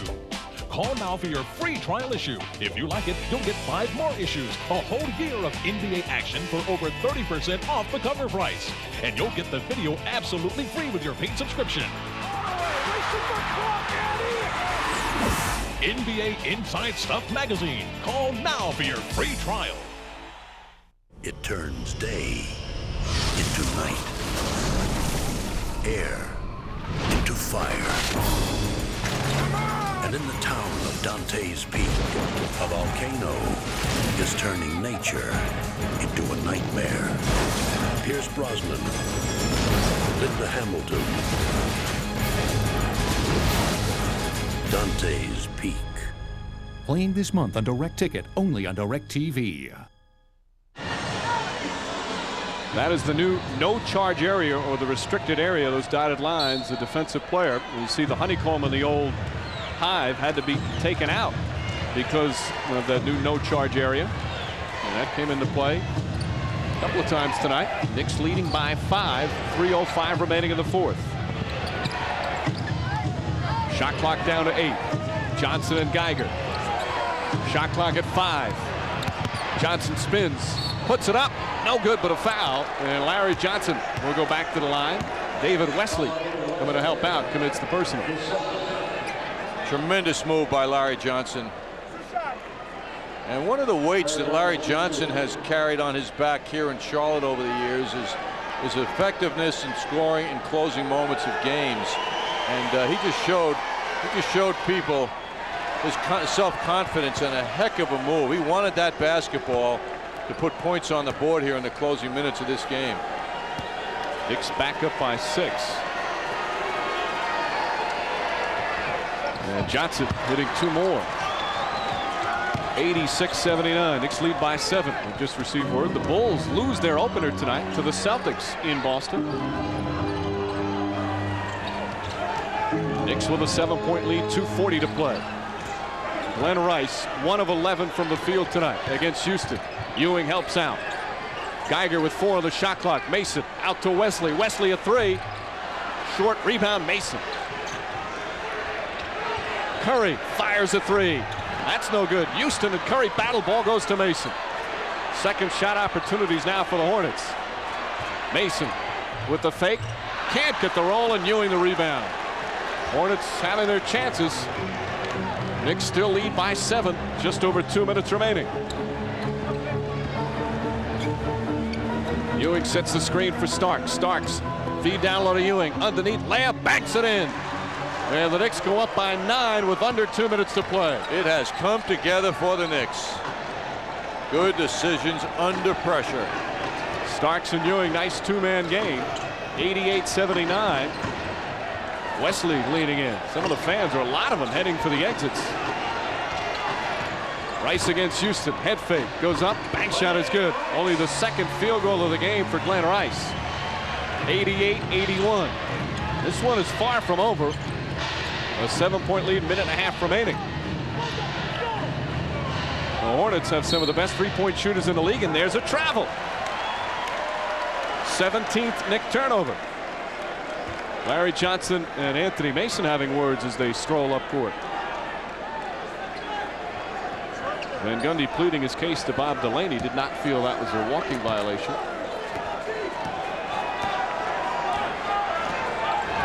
The lead is 7. Mason looking at Ewing, wants to drive the ball, wants to drive it inside on Patrick. Mason now the fall away, puts it up. Won't go. Ewing goes high for the rebound and hands it off to Charlie Ward. 88-81 with just over a minute remaining. Starks bumped by Curry. And again, the Hornets over the limit, so Starks will go to the line. He has not been there tonight.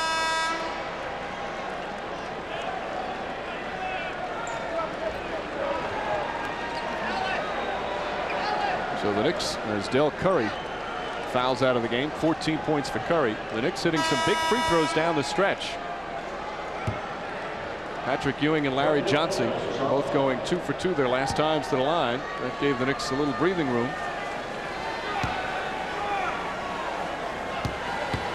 Assuming the Knicks hold the lead here, which certainly looks like they will, Mike, I don't think we're going to see a lot of rejoicing from the Knicks this year.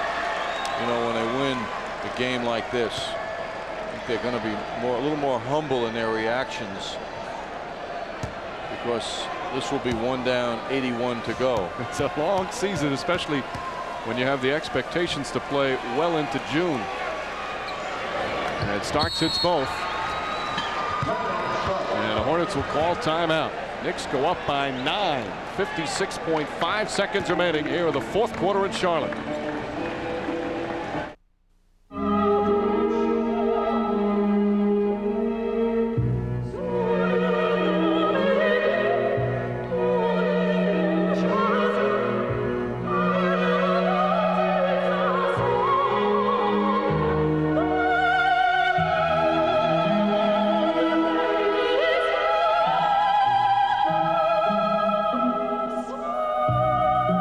British Airways, the world's favorite airline.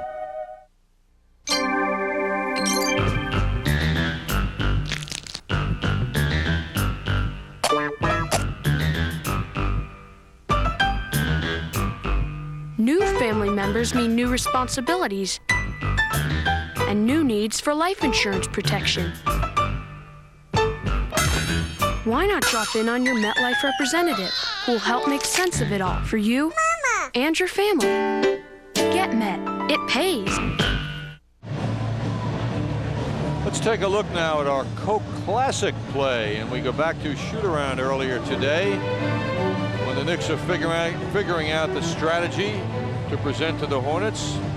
And we have that old Knick veteran Larry Johnson talking to the new Knick, Chris Mills, describing perhaps where he should receive the ball in the forward position in order to get the move he may want to execute. A little communication going on, a little classic teamwork from Larry Johnson.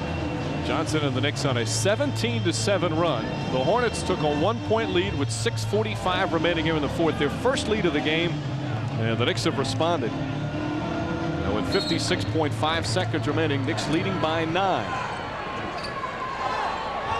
Rice lobs it into Wesley. The penetration, feet underneath. Mason with the right hand, blocked by Ewing. Ball still loose, and Charlie Ward comes up with it. Ewing's 4th block of the game. And Geiger fouling Larry Johnson with 43.8 seconds remaining. Johnson with 2 more free throws coming up. The question for you, Mike, do you think the block that Ewing just had on Mason felt good for him? There is no question. They had their problems at their end of Mason's Knick career. Well, that was a no-foul move by Ewing in the direction of Anthony Mason. And Larry Johnson gets the very lucky bounce. Johnson now 22 points. Ewing leads with 23. A very strong game for Larry Johnson. Larry knows the rims here in Charlotte, doesn't he? Or he did on that last one. His fires on the second. Knicks by 10. 40 seconds left. Wesley goes down, knocks it in. Hornets will look to foul probably right away. Starks trying to get by Delk, and there's the quick foul with 32.6 remaining. Knicks hit their free throws. This one is obviously over, but if they continue to miss, Hornets will have a little opportunity to try and get back into it. Just showed you some shoot-around activity by the Knicks a moment ago. Also, the Hornets and Knicks ran into each other. Mason and Ewing, Paul Silas exchanging hellos, very friendly hellos. That's Paul Silas. If ever there was a respect figure in the NBA, it's Paul Silas, now an assistant coach to his former Celtic friend Dave Cowens. Starks now 15 points and 5 assists. Knick defense very strong, holding Charlotte to 37% shooting. Well, one of the things the Knicks are appreciative of tonight, you know, is the lack of defensive pressure on the guards. Without Bobby Phills, this team was weakened here in Charlotte. So Mason and the Hornets struggling as Larry Johnson and the Knicks leading by 10. At first glance, today's telecommunications companies may appear to be gigantic, fitful beasts. Look more closely, however, and you'll see one company working to change that perception. A company whose personalized service and technological know-how will guide you over the uncertainty and into the future. While things are happening. Bell Atlantic. We'll see you there. So, you want to see my Discover Card statement? I am very, very prissy. What up or shut up? I love to be pampered. I go have my hair done. I love to go have my nails done, have pedicures, manicures. My biggest weakness would have to be shoes. Cashback bonus award really floats my boat. How many credit cards make a statement like that? I am definitely a shopaholic. It pays to Discover. Use it where you see the Novus sign. Knicks apparently on the verge of winning their opening game of the season for the 6th straight year. They lead the Hornets in Charlotte 93-83. A little over a half-minute remaining in this one. It was not easy. Knicks jumped out early, led by as many as 14. That in the first half, led by as many as 12 in the second half. Hornets came back, took a 1-point lead about midway through the fourth quarter, but the Knicks bounced back. And next up, the home opener at the Garden. Knicks and Grant Hill and the Pistons. Our coverage begins MCS Cannon game night at 5:30 p.m. Well, we'll see the new look Pistons with a tough man up front now this year, and Brian Williams finished the season with the Bulls last year. Rice firing it up, and Rice a two-pointer, his foot on the line. Now he hits it. Rice has struggled all night long. 93-85. Knicks by 8, 25 seconds remaining. And Delk will reach in, make Starks take some more free throws. Most of the crowd here at the Charlotte Coliseum filing out, or majority of it. That shot by Rice just shows how tough he can be, because he had a hand in his face big time. But only 3 of 13 as a happy Knick bench. An active Knick bench. Bench played very well. There's a team that a lot of people calling the deepest team in the NBA, showing how it could certainly help you. Starks hitting another free throw. I think this has turned out to be a dream game for Jeff Van Gundy. I mean, so much has been said about what do you think, how are we going to do, and the issue of it's time, the new motto for the Knicks being given out. And Jeff said only the other day, we'll see. I didn't want to overreact. We'll just see. Well, tonight he saw a very happy picture for him and his team. Starks now with 18. Wesley fires a three. Starks the rebound. 16 seconds remaining. And Wesley commits a foul as the Hornets, for some reason, want to prolong this. 95-85. Knicks by 10. 14.4 remaining. And of course, always good to open up the season on a winning note, but especially on the road in a tough place to play. And this is not an easy one. Dave Cowens has got his team ready for a good home court season. Knicks lost both their games in the regular season here last year, then won in the playoffs. But it's been a tough place for the Knicks. As Starks now continues his perfect night from the line, 7 of 7 from the line.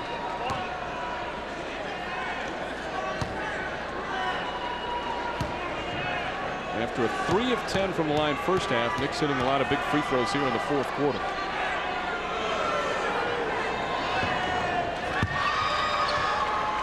And Starks finishes it off. 97-85. Knicks by 12. Shot clock is turned off. David Wesley pulls up, blocked from behind by Ward. Mason has it. Mason kicks it back to Wesley. And there's the buzzer. And the Knicks win their opening game of the 97-98 season. An impressive win on the road for Larry Johnson and the Knicks. Very friendly response from Mason to Ewing and Starks and his former teammates. 3 Knicks with 20 points or more. Patrick Ewing 23, Larry Johnson 22, and John Starks 20. And this apparently will be a new trend in the NBA. We've seen it a lot in the NFL, but teams from both sides gathering at half court for a little post-game prayer. Everybody was safe. Thanking them for reminders of a lot of people this world are hungry and starving, but this is a good way to spend our evening. As you mentioned, the NFL, we've seen that for a number of years. They gather at the field at the 50-yard line. And now some NBA players following suit. So the Knicks with a lot of smiles as they win big on the road on Halloween night to open the season. Excellent defense. Hornets shooting just 37% from the field. And the Knicks battling back. They lost the lead in the fourth quarter, but stormed back and finished strong. And a good start for Jeff Van Gundy. So the final score opening night at the Hive, the Charlotte Coliseum. The Knicks 97, the Hornets 85. We'll be back.